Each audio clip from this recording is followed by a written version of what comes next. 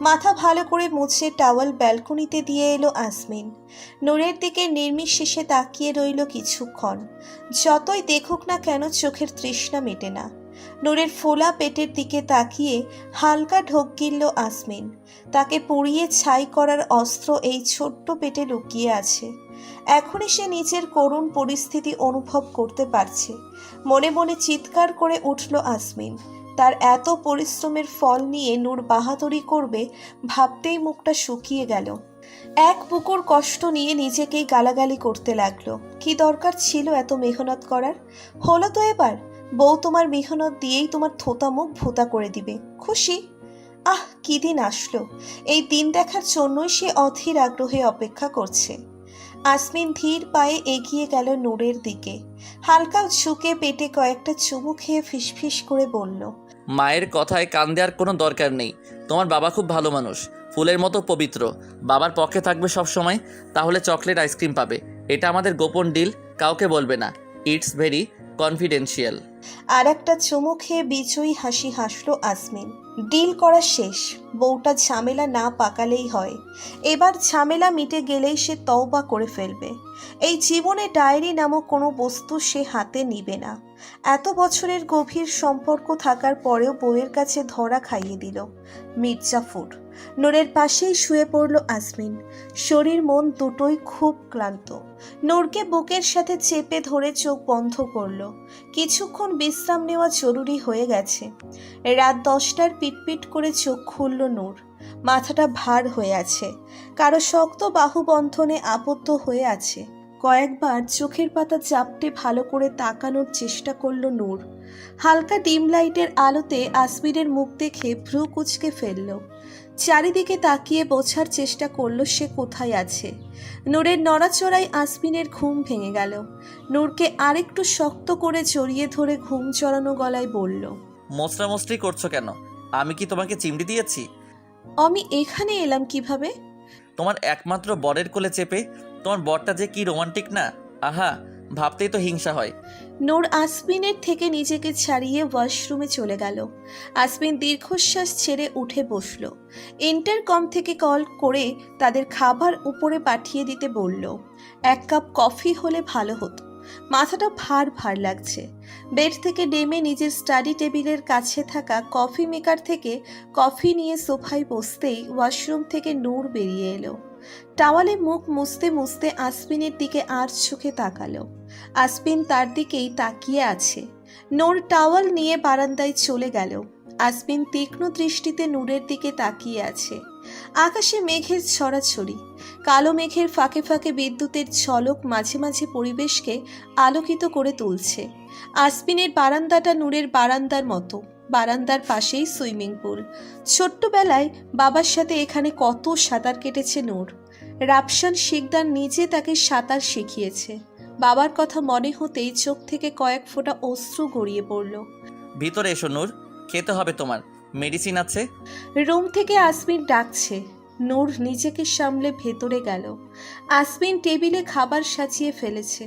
নূর মুচকি হেসে চেয়ার টেনে বসে পড়ল। ব্যঙ্গাত্মক গলায় বলল, এত আদর করে খাবার খাওয়াচ্ছেন যে বর, বিষ-টিস মিশিয়ে দিননি তো আবার? আসমিনের হাত থেমে গেল। শান্ত চোখে কয়েক মুহূর্ত তাকিয়ে রইল নূরের দিকে। নূর খাওয়া শুরু করে দিয়েছে ততক্ষণে। আসমিনের বুক ভার হয়ে এলো। এত অবিশ্বাস হওয়ারই কথা। বিশ্বাস করার মতো কিছু করেনি সে। আমার বাবাকে কেন মারলেন মন্ত্রী সাহেব? আসমিন এক দৃষ্টিতে তাকিয়ে আছে নূরের দিকে। নূর নিজের মতো খেয়ে যাচ্ছে। আসমিন দীর্ঘশ্বাস ছেড়ে বলল,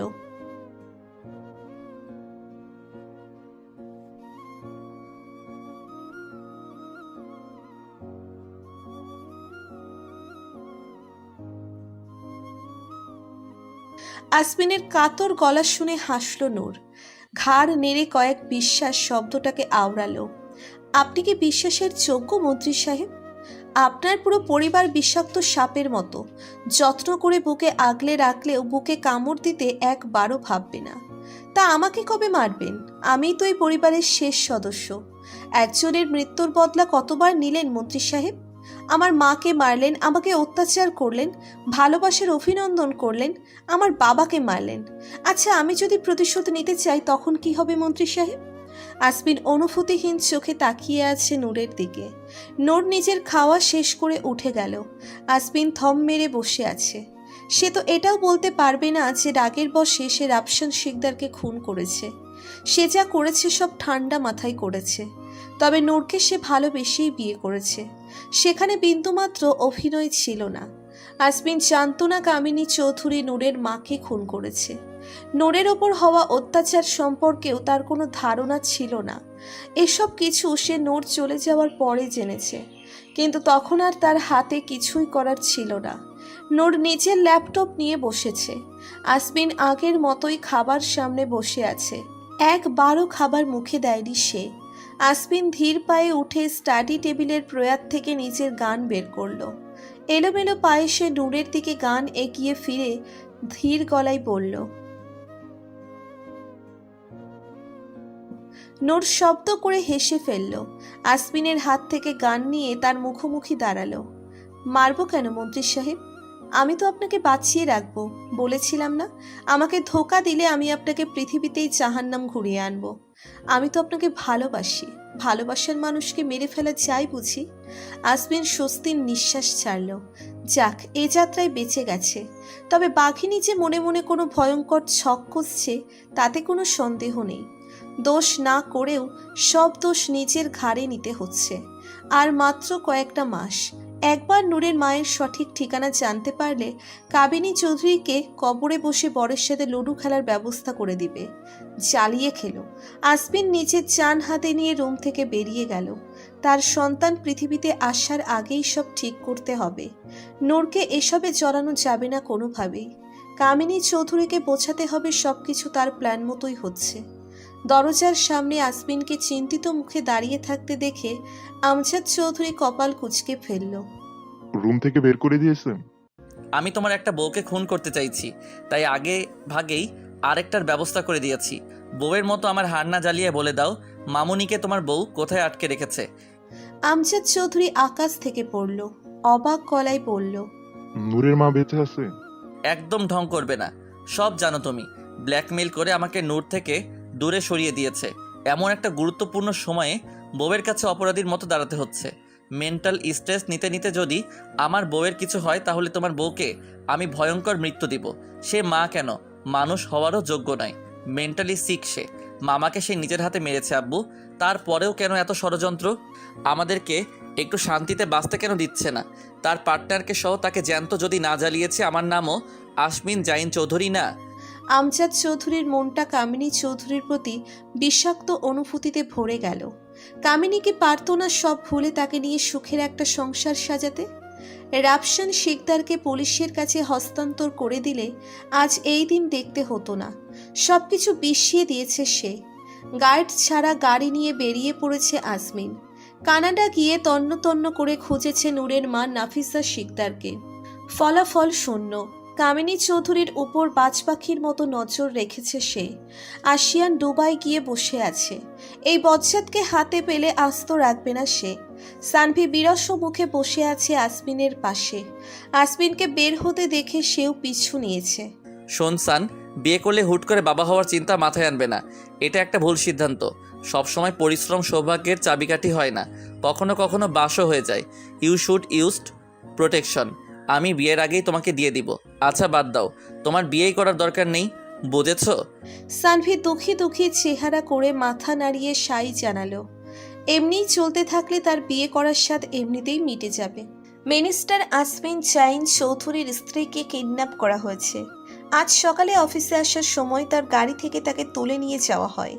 সিসিটিভি ফুটেজে দেখা যাচ্ছে মিনিস্টার আসমিন জাইন চৌধুরীর স্ত্রী স্বনামধন্য সিঙ্গার তেহচিব নূরকে জোর করে কিছু লোক গাড়ি থেকে বের করে তাদের গাড়িতে তুলে নিয়ে গেছে।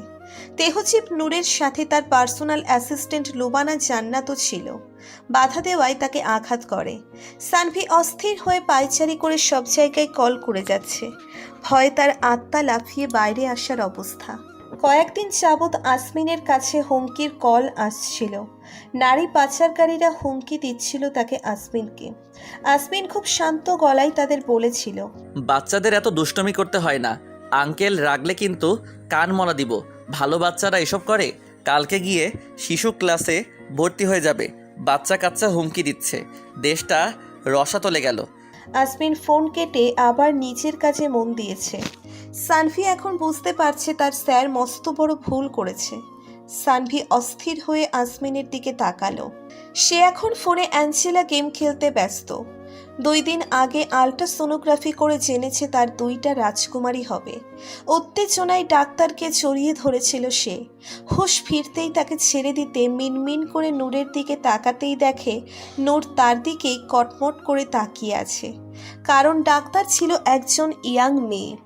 আসমিন নূরের ভয়ঙ্কর দৃষ্টি দেখে কাছুমাছু করে বলল, স্লিপ অফ জড়াজড়ি বউ। আমি তো তোমাকে জড়িয়ে ধরতে চেয়েছিলাম, মাঝখানে এ চলে এসেছে। আমার ছোট বোনের মতো। আজ থেকে এ তোমার ননদ। ননদের সাথে ভাব করো আমি বাইরে আছি। কথাগুলো বলেই হুড়মুড় করে বেরিয়ে গিয়েছিল আসমিন। সেদিন থেকেই সে অ্যাঞ্জেলা খেলা শুরু করেছে। তাদের খাওয়া, গোসল, সাজগোজ সব শিখে ফেলেছে।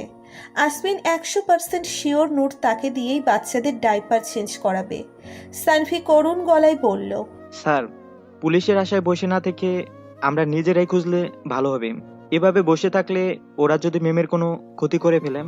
সানভির ভয়ার্থ গলা শুনে মুখ কুঁচকে ফেলল আসমিন। মনে হলো কেউ তাকে 1 গ্লাস নিম পাতার রস খাইয়ে দিয়েছে। তুমি একপাক্ষিক কথা বলছো সান। তোমার ম্যামের জন্য চিন্তা না করে ওই অসহায় ভোলাভালা সন্ত্রাসীগুলোর কথা চিন্তা করো। তার জন্যই আজকে তাদের প্রাণ যাবে। এমন চলতে থাকলে আগামী নির্বাচনে আমি ভোট পাবো? বউয়ের জন্য কতগুলো ভোট হারালাম। সন্ত্রাসীদেরও একটা করে এনআইডি কার্ড আছে। তারা দেশের জনগণ। এমন করলে জনগণ আমাদের পাশে থাকবে? সানভি চোয়াল ঝুলিয়ে না বোধক মাথা নাড়ল। আসমিন নিচের চেয়ার ছেড়ে উঠে পাঞ্জাবির পকেটে ফোন রাখতে রাখতে বলল, চলো বউ খুঁজতে যাই। না জানি বেচারা সন্ত্রাসীরা কোন হালে আছে। সানভি আহত চোখে তাকিয়ে রইল আসমিনের দিকে। এই চাকরি একদিন তার প্রাণ নেবে। এত অনাচার চোখে দেখা যায় না। আসমিনকে বের হতে দেখে রিসেপশন থেকে ছুটে এলো লোবানা। মাথায় ব্যান্ডেজ করা হয়েছে। আসমিনকে অনুরোধ করে বলল, আমাকেও সাথে নিয়ে চলুন স্যার। এইভাবে বসে থেকে চিন্তা করতে করতে আমি বোধহয় পঙ্গু হয়ে যাব। সানভির কপাল কুঁচকে গেল। সে বিরক্ত গলায় বলল, চিন্তা করতে করতে কেউ পঙ্গু হয় না সাবানা। ঝামেলা না করে চুপচাপ এখানে বসে থাকো। আমরা দরকারি কাজে যাচ্ছি, পিকনিকে যাচ্ছি না যে তোমাকে নিয়ে নাগরদোলায় চড়াবো। লোবানা তেতে গেল। তাকে আবারও সাবানা বলেছে এই লোক। তার কি সাবানার মতো সেলাই মেশিন আছে, নাকি সে সারাদিন কান্নাকাটি করে? আজও আসমিন এই ফাঁকে আর এক রাউন্ড অ্যাঞ্জেলা খেলায় মন দিল। হাতে আরও কিছু সময় আছে। এই ফাঁকে গোসল করানোটা শিখে ফেলা যাবে। জরুরি কাজে আপনাকে কি দরকার? মিস্টার সরকারি হাসপাতালের মর্গে শুয়ে থাকা অর্ধেক পচা লাশ। মুখ বন্ধ রাখুন, নইলে আপনার কঙ্কাল মেডিকেলে দান করে দিব। তখন ঝুলে থাইকে না জীবন। ওদের তর্কের মাঝেই মেসেজ পেয়ে বেরিয়ে গেল আসমিন। তার লোকেরা নূরকে ট্রেস করে ফেলেছে। পুরো জায়গা ঘেরাও করে আসমিনের জন্য অপেক্ষা করছে। সানভিও ছুটছে আসমিনের পিছনে। হুড়মুড় করে গাড়িতে উঠতেই লোবানা ও তার সাথে এসে উঠল। সানভি কিছু বলবে তার আগেই তাকে থামিয়ে দিয়ে বলল, একদম জ্ঞান দিতে আসবেন না। ম্যাম কি হালে আছে কে জানে। আমি গেলে তাকে সামলে নিতে পারবো। চুপচাপ গাড়ি চালান। আসমিন কড়া চোখে তাকাতেই সানভি গাড়ি স্টার্ট দিল।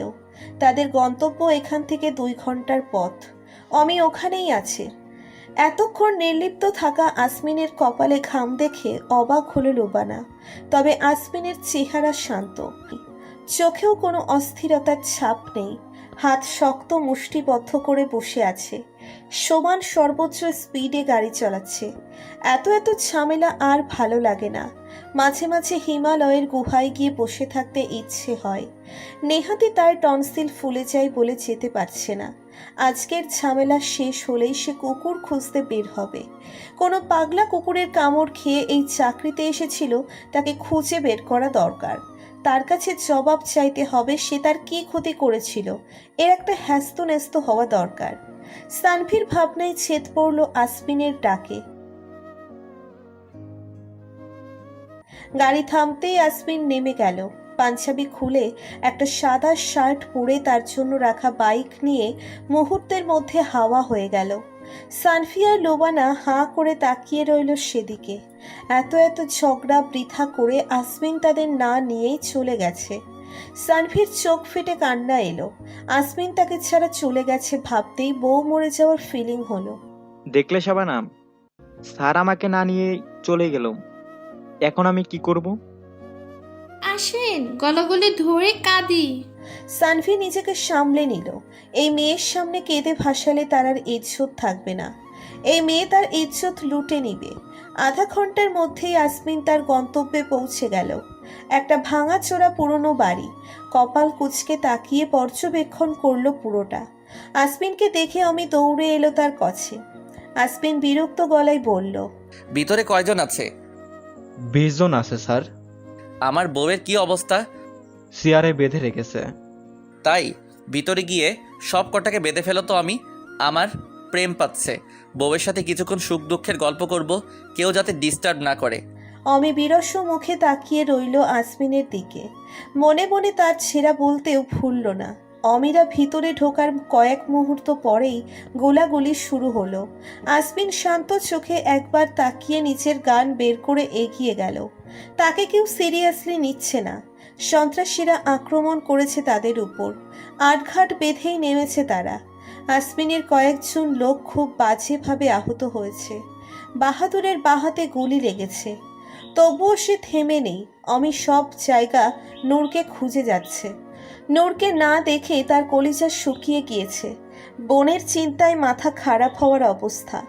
আসমিন কয়েক পলক গোলাগুলি দেখে অলস হাই তুলল। হাই তুলতে তুলতেই কয়েকজনের মাথায় শুট করে দিয়েছে সে। বন্দুক পকেটে রেখে আয়েশ করে বসল সে। তার লোকেরা পরিস্থিতি নিজেদের আয়ত্তে নিয়ে এসেছে। অমি এসে ভয়ার্থ গলায় বলল, ম্যামকে কোথাও পাচ্ছি না স্যার। আসমিন চোখ তুলে তাকালো অমির দিকে। রক্তিম চোখে চারিদিকে চোখ বুলিয়ে চোখ বন্ধ করে মাথা এলিয়ে দিল চেয়ারের উপর। চোখ বন্ধ করেই হুঙ্কার দিয়ে বলল, আমার বউ কোথায়? আসমিনের হুঙ্কারের সন্ত্রাসীদের সাথে সাথে অমি আর তার লোকেরাও কেঁপে উঠল। আসমিনের রক্তিম মুখের দিকে তাকিয়ে সবার প্রাণ যাই অবস্থা। একজন কাঁপা কাঁপা হাতে আঙ্গুল দিয়ে ইশারা করে একটা বস্তা দেখিয়ে দিল। অমি 1 মিনিট হতভম্ব হয়ে দাঁড়িয়ে থেকে দৌড়ে গিয়ে বস্তা থেকে নূরকে বের করলো। তার হৃদস্পন্দন থেমে গেছে। নূরের কপাল থেকে চুইয়ে চুইয়ে রক্ত পড়ছে। অমির মুখ দিয়ে কথা বের হচ্ছে না। নূরকে বুকের সাথে আঁকলে ধরে বোবার মতো তাকিয়ে রইল আসমিনের দিকে। আসমিন সেদিকে একবার তাকিয়ে চোখ বন্ধ করে ফেলল। হিংস্র বাঘের মতো সবার দিকে তাকিয়ে চিৎকার করে বলল, ওকে কে আঘাত করেছে? নাম বল, না হলে সব কয়টাকে আজ কিমা বানিয়ে ফেলবো। হাড়ও খুঁজে পাবে না কেউ। সবাই ভয়ে কাঁপতে লাগলো। আসমিনের হিংস্র রূপ দেখে বাহাদুর নিজেও কাঁপছে। সবাই তাদের লিডারকে দেখিয়ে দিল। আসমিন সাথে সাথে নির্মমভাবে মারতে লাগলো তাকে। একটা একটা করে সবগুলো হাড় ভেঙে আবার গিয়ে নিজের জায়গায় বসে পড়ল। লোকটা নড়াচড়া করছে না। আসমিন বজ্র কণ্ঠে বলল, এখনই মরবি না, আমার মারা শেষ হয়নি। I am taking rest. মরে গেলে হাড়গোড় একটাও আস্ত রাখবো না। বাকি সন্ত্রাসীদের দিকে তাকিয়ে চিৎকার করে বলল, ওরে জাগা, নাইলে তোদের অবস্থা এর চেয়েও খারাপ করে দিব। আমার বউরে বস্তায় ভরা। ভাবলাম বউরে এসে বাধা দেখবো, সেই সুযোগে টপ কয়েকটা চুমু খেয়ে ফেলবো। অথচ তোরা আমার বউয়ের কপাল ফাটিয়ে বস্তায় ভরে রাখিস। বাহাদুর, ডাক্তার কই? আমার বউরে তাড়াতাড়ি চেক আপ করতে বল। বউয়ের যদি কিছু হয় তোদের সবাইকে কবরে পাঠিয়ে দিব। হাসপাতালে গম্ভীর মুখে বসে আছে আসমিন। নূরকে অপারেশন থিয়েটারে নিয়ে গেছে 2 ঘন্টা হতে চলল। আসমিন তখন থেকেই থম ধরে বসে আছে। 8 মাসেই সিজার করে ফেলতে হচ্ছে। নূরের কন্ডিশন ভালো ছিল না। একজন হলে সমস্যা হতো না। টুইন্স বেবি হওয়ায় সিজার করে ফেলতে হচ্ছে। বাচ্চা উল্টে গেছে। নূরকে ধাক্কা দিয়ে ফেলে দিয়েছিল সন্ত্রাসীরা। তখন পেটে আঘাত লাগায় রক্তপাত শুরু হয়। নূর কিডন্যাপ হওয়ার 2 ঘন্টা পরে আসমিন নূরের কাছে পৌঁছিয়েছে। বেবিদের কোনো ক্ষতি হয়নি, ব্লিডিং বন্ধ না হওয়ায় এখনই সিজার করতে হচ্ছে। নূরের শরীরের কন্ডিশন খুব একটা ভালো না। আসমিন অমিতের সাথে একজন ডক্টর পাঠিয়েছিল। সে চেক আপ করে নূরের কন্ডিশন বলতেই আসমিন সাথে সাথে নূরকে হসপিটাল নিয়ে এসেছে। অমি অস্থির হয়ে পায়চারি করছে। আসমিনকে এত শান্ত দেখে অবাকের সাথে সাথে মেজাজও খারাপ হচ্ছে। নূরকে নিয়ে আসমিনের কোনো মাথা ব্যথাই নেই। সানভি মুখ গোমরা করে দাঁড়িয়ে আছে। নূরের জন্য তার খুব খারাপ লাগছে। লুবানা পাশে দাঁড়িয়ে গুনগুন করে কেঁদে যাচ্ছে। সানভি বিরক্ত চোখে তাকিয়ে চোখ মুখ কুঁচকে ফেলল। এই মেয়েকে দেখে তার মাথা ব্যথা হচ্ছে। আসমিনের ফোন বাজতেই কয়েক জোড়া চোখ তার দিকে স্থির হয়ে গেল। আসমিন ফোন রিসিভ করে একটু দূরে গিয়ে দাঁড়ালো। বলো বাহাদুর। নাফিজা ম্যামের খবর পেয়েছি ম্যাম। আচ্ছা, অ্যাড্রেস পাঠিয়ে দাও। এদের কি করব স্যার? মেরে দাও, এতগুলো পিস করো যে বোঝা যেন না যায় এরা মানুষ ছিল। আসমিনের শান্ত গলায় এমন ভয়ঙ্কর কথা শুনে শুকনো ঢোক গিলল বাহাদুর। সে জানে আসমিন কতটা ভয়ঙ্কর। মনে মনে একটু আফসোস হলো এদের জন্য। মারার আগে মেয়েগুলোর খোঁজ নিয়ে নিবে, এদের হদিস যেন কাকপক্ষীয় টের না পায়। বাহাদুর সম্মতি দিয়ে ফোন কেটে দিল। আসমিন গিয়ে আবার আগের জায়গায় বসে পড়ল। অপারেশন থিয়েটারের দিকে একবার তাকিয়ে চোখ বন্ধ করে চুপ করে বসে রইল। সানভি আসমিনের বসার জন্য ভিআইপি কেবিন নিলেও আসমিন সেখানে চায়নি। তার ভিতরের অস্থিরতা সে কাউকে দেখাতে পারছে না। দমবন্ধ হয়ে আসছে। হুট করেই বসা থেকে দুম করে দাঁড়িয়ে গেল আসমিন। অপারেশন থিয়েটারের দরজায় নিজের সর্বোচ্চ শক্তি দিয়ে ধাক্কা দিতে লাগলো। অমি এসে আগলে ধরল আসমিনকে। আসমিনের সারা শরীর কাঁপছে। এতক্ষণ নিজেকে সামলে রাখলেও এখন আর তার সহ্য হচ্ছে না। নূর কি অবস্থায় আছে না দেখা পর্যন্ত শান্তি নেই তার। বুকের ব্যথা শুরু হয়ে গেছে। বুকের যন্ত্রণায় তার শ্বাস আটকে আসছে। আসমিনকে অমি ধরে রাখতে পারছে না। আসমিনের শক্তির সাথে তার মতো 2টা অমিও কিচ্ছু না। সানভি ভয়ে সামনে যাচ্ছে না। লুবানা শব্দ করে কাঁদছে। দরজা খোলো, আমি ভিতরে যাব। আসমিনের হুঙ্কার শুনে একজন নার্স দরজা খুলে অবাক চোখে তাকিয়ে রইল আসমিনের দিকে। সবসময় শান্ত থাকা মানুষটা যে এভাবে ভয়ঙ্কর রূপে দেখে গলা শুকিয়ে গেল তার। আসমিন নার্সকে সরিয়ে ভিতরে ঢুকে গেল। নূরকে অপারেশন টেবিলে দেখে তার অশান্ত চোখগুলো আপনা আপনি শান্ত হয়ে গেল। ডাক্তার অপারেশন বাদ দিয়ে অবাক হয়ে তাকিয়ে আছে আসমিনের দিকে। আসমিন ইশারায় তার কাজ করতে বলে নূরের মাথার পাশে দাঁড়িয়ে রইল। এক দৃষ্টিতে তাকিয়ে রইল নূরের ফ্যাকাশে মুখের দিকে। অক্সিজেন মাস্ক লাগানো নূরকে দেখে চোখ ফেটে পানি বেরিয়ে এলো। কপালে চুমু খেয়ে মাথায় হাত বুলিয়ে দিল আসমিন। বুকের ব্যথা ক্রমশ বাড়ছে। বুকে কয়েকবার হাত বুলিয়ে অসহায় চোখে চারিদিকে চোখ বোলালো। সে অসুস্থ হতে চায় না এখন, নূরের পাশে থাকতে চায়, কিন্তু শরীর সায় দিচ্ছে না। বউয়ের সিজার দেখে সে বুক ব্যথায় মরে যাচ্ছে। এমন দুর্বল মন্ত্রী দিয়ে দেশ চলবে? কি লজ্জাজনক ব্যাপার। বাচ্চার হালকা কান্নার আওয়াজে ধ্যান ফিরল আসমিনের। বুকের ব্যথা ভুলে সেদিকে তাকিয়ে চোখ স্থির হয়ে গেল। 2জন নার্সের কোলে 2টো রাজকন্যা। রক্তে মাখামাখি তাদের ছোট্ট শরীর পরিষ্কার করে তার কাছে নিয়ে এলো বাচ্চাদের। আসমিন শুধু এক পলক দেখার সুযোগ পাবে, তারপর তাদের NICUতে নিয়ে যাবে। ওখানেই 15 দিন রাখার পর তাদের মায়ের কাছে দেওয়া হবে। আসমিন এক পলক দেখে বাচ্চাদের নিজের কোলে নিল। নার্স কিছু বলতে গিয়েও থেমে গেল। আসমিনকে কিছু বলার ক্ষমতা নেই তাদের। একজন হ্যান্ড স্যানিটাইজার করতে বলল মিনমিন করে। আসমিন বাচ্চাদের দিয়ে নিজের হাত স্যানিটেশন করে আবার তাদের কোলে নিল। 2জনের কানের কাছে আচান দিয়ে কপালে চুমু খেয়ে তাদের আবার নার্সদের কোলে দিয়ে দিল। অপারেশন হয়ে গেছে স্যার। ম্যামকে কিছুক্ষণ পরে কেবিনে শিফট করা হবে। আপনি যদি একটু... শেষের কথাটা আমতা আমতা করে বলতে গিয়েও থেমে গেল ডাক্তার। আসমিন আর কিছু বলল না। নূরের কপালে চুমু খেয়ে চুপচাপ বেরিয়ে এলো। বুকের ব্যথাটা এখন কমেছে। প্রিন্সেসদের কোলে নিয়ে অর্ধেক কমে গেছে। বউকে বুকে নিলে পুরোটা চলে যাবে নিশ্চিত। অমি সানভি আর লুবানা বাচ্চাদের দেখে এসেছে এক পলক। উত্তেজনায় কখন সানভির হাত ছড়িয়ে ধরেছে নিজেও টের পায়নি। সানভি লুবানার বাচ্চামো দেখে হালকা হাসল, রাগ করার ভান করে বলল, এই হাত ছাড়ো শাবানাম, তোমাকে বিশ্বাস নেই। এখন হাত ধরেছো, একটু পরে গলা ধরতে আসবে। আমি কোনো 2 ইঞ্চি লিলিপুটকে আমার গলা জড়িয়ে ধরতে দিব না।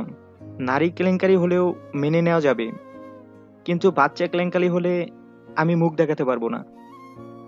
আল্লাহর দোহাই লাগে, আমাকে ছেড়ে দাও। লুবানা ঝামটা দিয়ে সানভির হাত ছেড়ে দিল। কটমট করতে করতে বলল, এমন একটা ভাব করছেন যেন আমি আপনার ইজ্জত লুটে নিচ্ছি। ফালতু যত সব। আর আমার নাম লুভানা। আর একদিন সাবানা বললে আপনাকে সাবান দিয়ে মুছড়ে মুছড়ে ধুয়ে দিব আমি।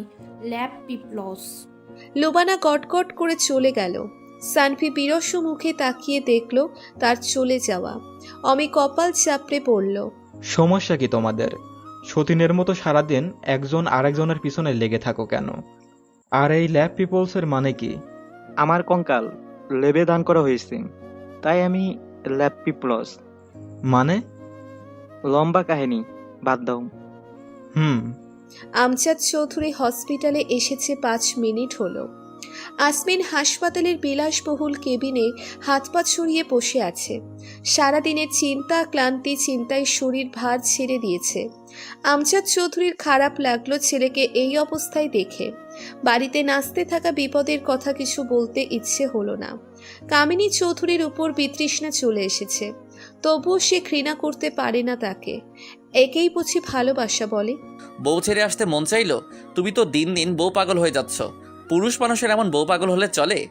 আসমিনের দিকে চোখ বড় বড় করে তাকালো আমজাদ চৌধুরী।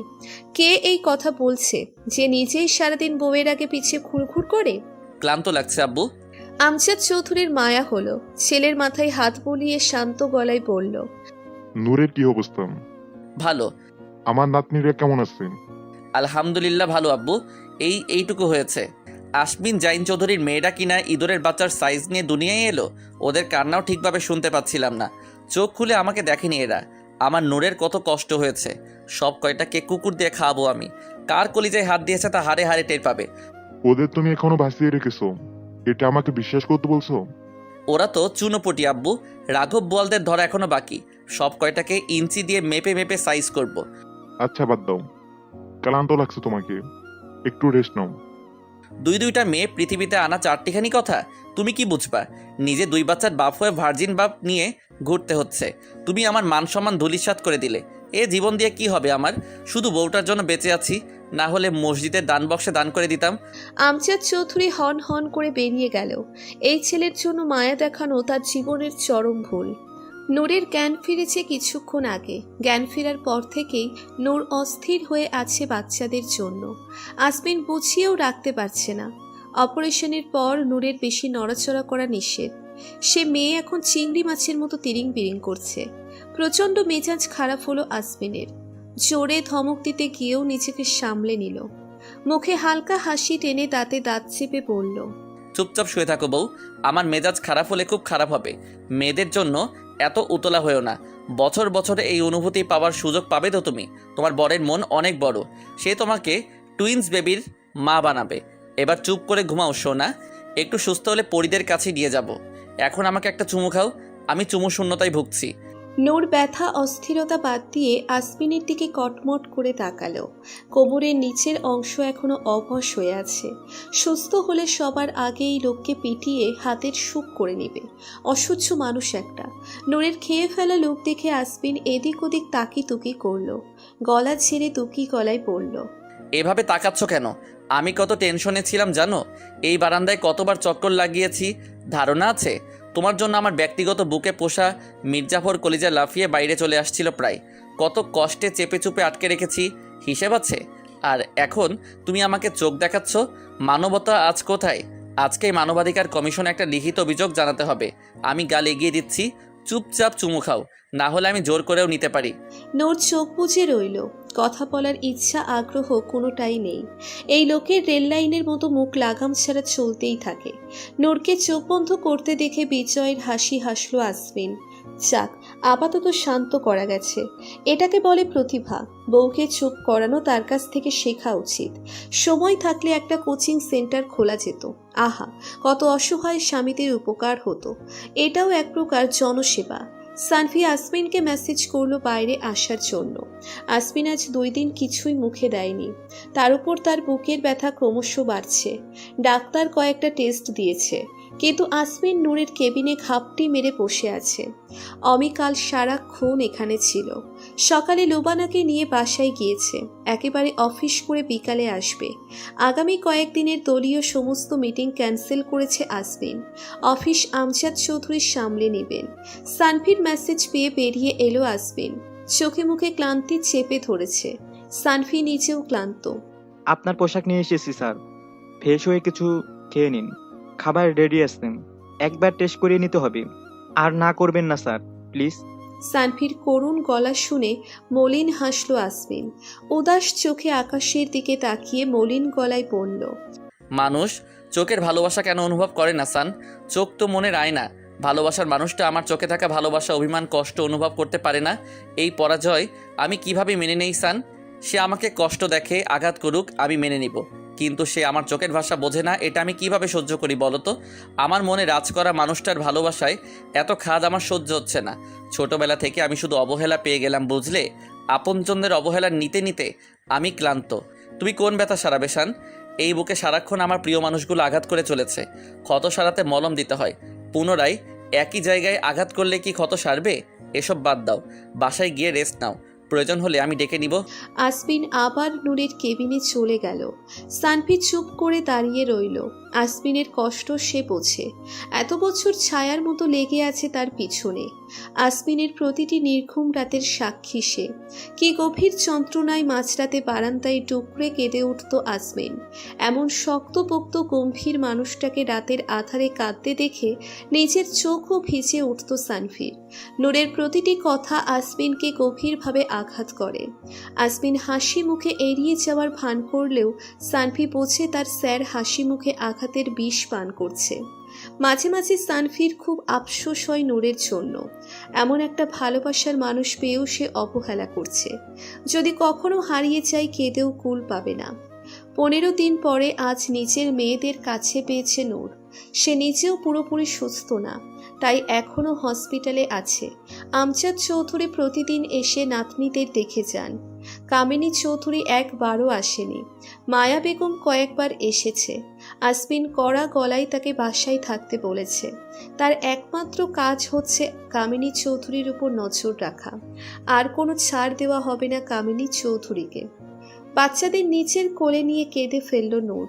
আসমিন চোখ ভরে দেখছে তার রাজকুমারীদের। পৃথিবীর সবচেয়ে সুখের মুহূর্ত বুঝি এটাই।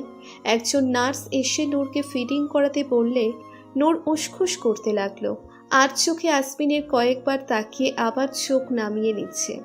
আসমিন তীক্ষ্ণ চোখে নূরের দিকে তাকিয়ে আছে। নার্স আবার তাড়া দিতেই নূর আমতা আমতা করে পড়ল, ওনাকে বাহিরে যেতে বলুন।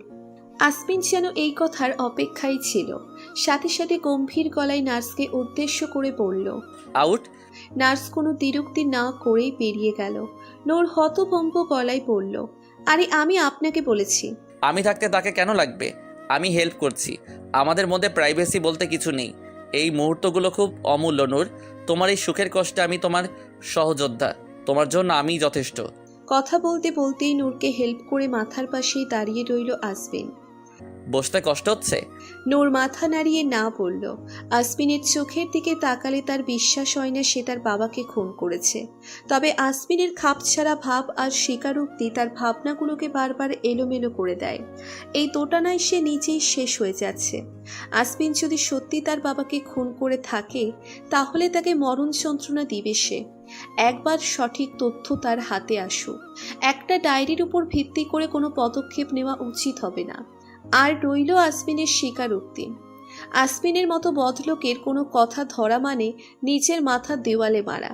আস্ত ইতর একটা। আমার ডাক্তার হওয়া উচিত ছিল বউ। ওই ডাক্তার আমার বউয়ের পেট কেটে 2 ভাগ করে ফেললো, আর আমি তাকিয়ে তাকিয়ে দেখলাম। ডাক্তার হলে কি এই দিন দেখতে হতো বলো? বউ আমার, বউয়ের পেটও আমার। আর কাটলো কি না ডাক্তার? শুধু আমার রাজকন্যাগুলোর জন্য কিছু বললাম না, না হলে আমিও ওই ডাক্তারের পেট কেটে দিতাম। মিনিস্টার আশবিন জাইন চৌধুরীর বইয়ের পেট কেটে ফেলে, কি সাহস, ভাবা যায়?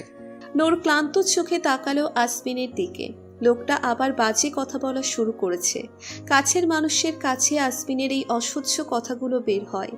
বাইরের মানুষের কাছে আসমিন মানেই একজন গম্ভীর রাগী নেতা। নূর কিছু না বলে চুপ করে থাকলো। বাচ্চাদের খাওয়ানো হলে তাদের নিয়ে দোলনায় শুইয়ে দিল আসমিন। তার লোক কল করেছে তাকে। নূরের সারপ্রাইজ আনতে যাবে সে। ফোনে চোখ বুলিয়ে নূরের দিকে তাকিয়ে মলিন হাসলো আসমিন। নূর তার এই নির্জীব হাসিও যে কেড়ে নিবে তা হয়তো তার ধারণাতেও ছিল না। কামিনী চৌধুরী আজ সবার চোখের আড়ালে হসপিটালে এসেছে। বাচ্চারা এতদিন নিবিড় পর্যবেক্ষণে ছিল তাই সে আসেনি। কানাডার এক পরিবারের সাথে কথা হয়েছে তার। দুটো বাচ্চাই তারা নেবে। সে তো মেরেই ফেলতে চেয়েছিল। বাঁচিয়ে রেখে যদি কিছু টাকা ইনকাম হয় তাহলে ক্ষতি কি? নূরকে সে কিছুতেই শান্তিতে থাকতে দিবে না। তার সবকিছুই মেয়ে কেড়ে নিয়েছে। এত সহজে ছেড়ে দেওয়ার মানুষ সে না। সারা জীবন সন্তানের সুখে কপাল চাপড়ে মরবি এবার। নিজ মনে বিড়বিড় করে নিজের পরিচিত নার্সের কাছে গেল কামিনী চৌধুরী। আমি বাইরে অপেক্ষা করছি, বাচ্চাগুলোকে নিয়ে এসো। স্যার জানলে আমাকে মেরে ফেলবে ম্যাম, আপনি অন্য কাউকে বলুন। নার্সের করুণ গলা শুনে ক্ষেপে উঠল কামিনী চৌধুরী। খ্যাপা ষাঁড়ের মতো হুঙ্কার দিয়ে বলল, আমার কথা মতো কাজ না করলে আমি তোমার পুরো পরিবারকে মেরে ফেলবো। এখন কথা না বাড়িয়ে যাও, টাকা তোমার অ্যাকাউন্টে পৌঁছে যাবে। কাজ শেষ হলে কয়েকদিনের জন্য অন্য কোথাও গিয়ে গা ঢাকা দিবে। মধ্যবয়স্ক নার্সটি চোখের পানি ফেলতে ফেলতে বলল, কোথায় গা ঢাকা দিব? কবরে চলে গেলেও স্যার আমাকে মাটি খুঁড়ে খুঁজে বের করে আনবে। কামিনী চৌধুরী বিরক্ত হলো, কর্কশ গলায় বলল, ঠিক আছে, আমি তোমার স্বামী আর বাচ্চাদের কবরে পাঠানোর ব্যবস্থা করছি। না না ম্যাম, প্লিজ এমন করবেন না, আমি এক্ষুনি যাচ্ছি। কামিনী চৌধুরী বাঁকা হেসে নিজের গাড়িতে গিয়ে বসল। আশিয়ানকে এ ব্যাপারে কিছুই বলেনি। আশিয়ানকে যতই নিজের মতো করে বড় করুক না কেন, তার শরীরে রাফসান শিকদারেরই রক্ত বইছে। সে কখনোই এমন কিছু করতে দিবে না কামিনী চৌধুরীকে। তাই যা করার তাকেই করতে হবে। আসবিন বেরিয়ে যেতেই নূর অমিকে কল করলো। চলে এসো আমি আজই এখান থেকে যেতে চাই। আরেকবার ভাবুন ম্যাম, স্যার জানলে আস্ত রাখবে না। এটাই আমার শেষ কথা, যা বলেছি তাই করো। অমি আর কিছু বলল না, চুপ থেকে সম্মতি জানালো। সে কোনোভাবেই বিশ্বাস করে না আসবিন রাফসান শিকদারকে খুন করতে পারে। রাফসান শিকদার আসবিনকে অনেক স্নেহ করতেন। আসবিন নিজেও রাফসান শিকদারের প্রতিটি কথা মেনে চলত। অমি নিজের চোখে আসবিনকে ভেঙে পড়তে দেখেছে রাফসান শিকদারের মৃত্যুর পরে। আর কিছু না ভেবে হাসপাতালের উদ্দেশ্যে বেরিয়ে গেল অমি। নূর ওয়াশরুমে ঢুকলো ফ্রেশ হতে। অমি এলেই তারা বেরিয়ে যাবে। নিজের বাবার খুনির সাথে আর নয়। যতদিন আসবিন নির্দোষ প্রমাণ না হচ্ছে ততদিন সে বাচ্চাদের নিয়ে দূরে থাকবে। নূর ওয়াশরুমে ঢুকতেই নার্স এসে বাচ্চাদের নিয়ে বেরিয়ে গেল।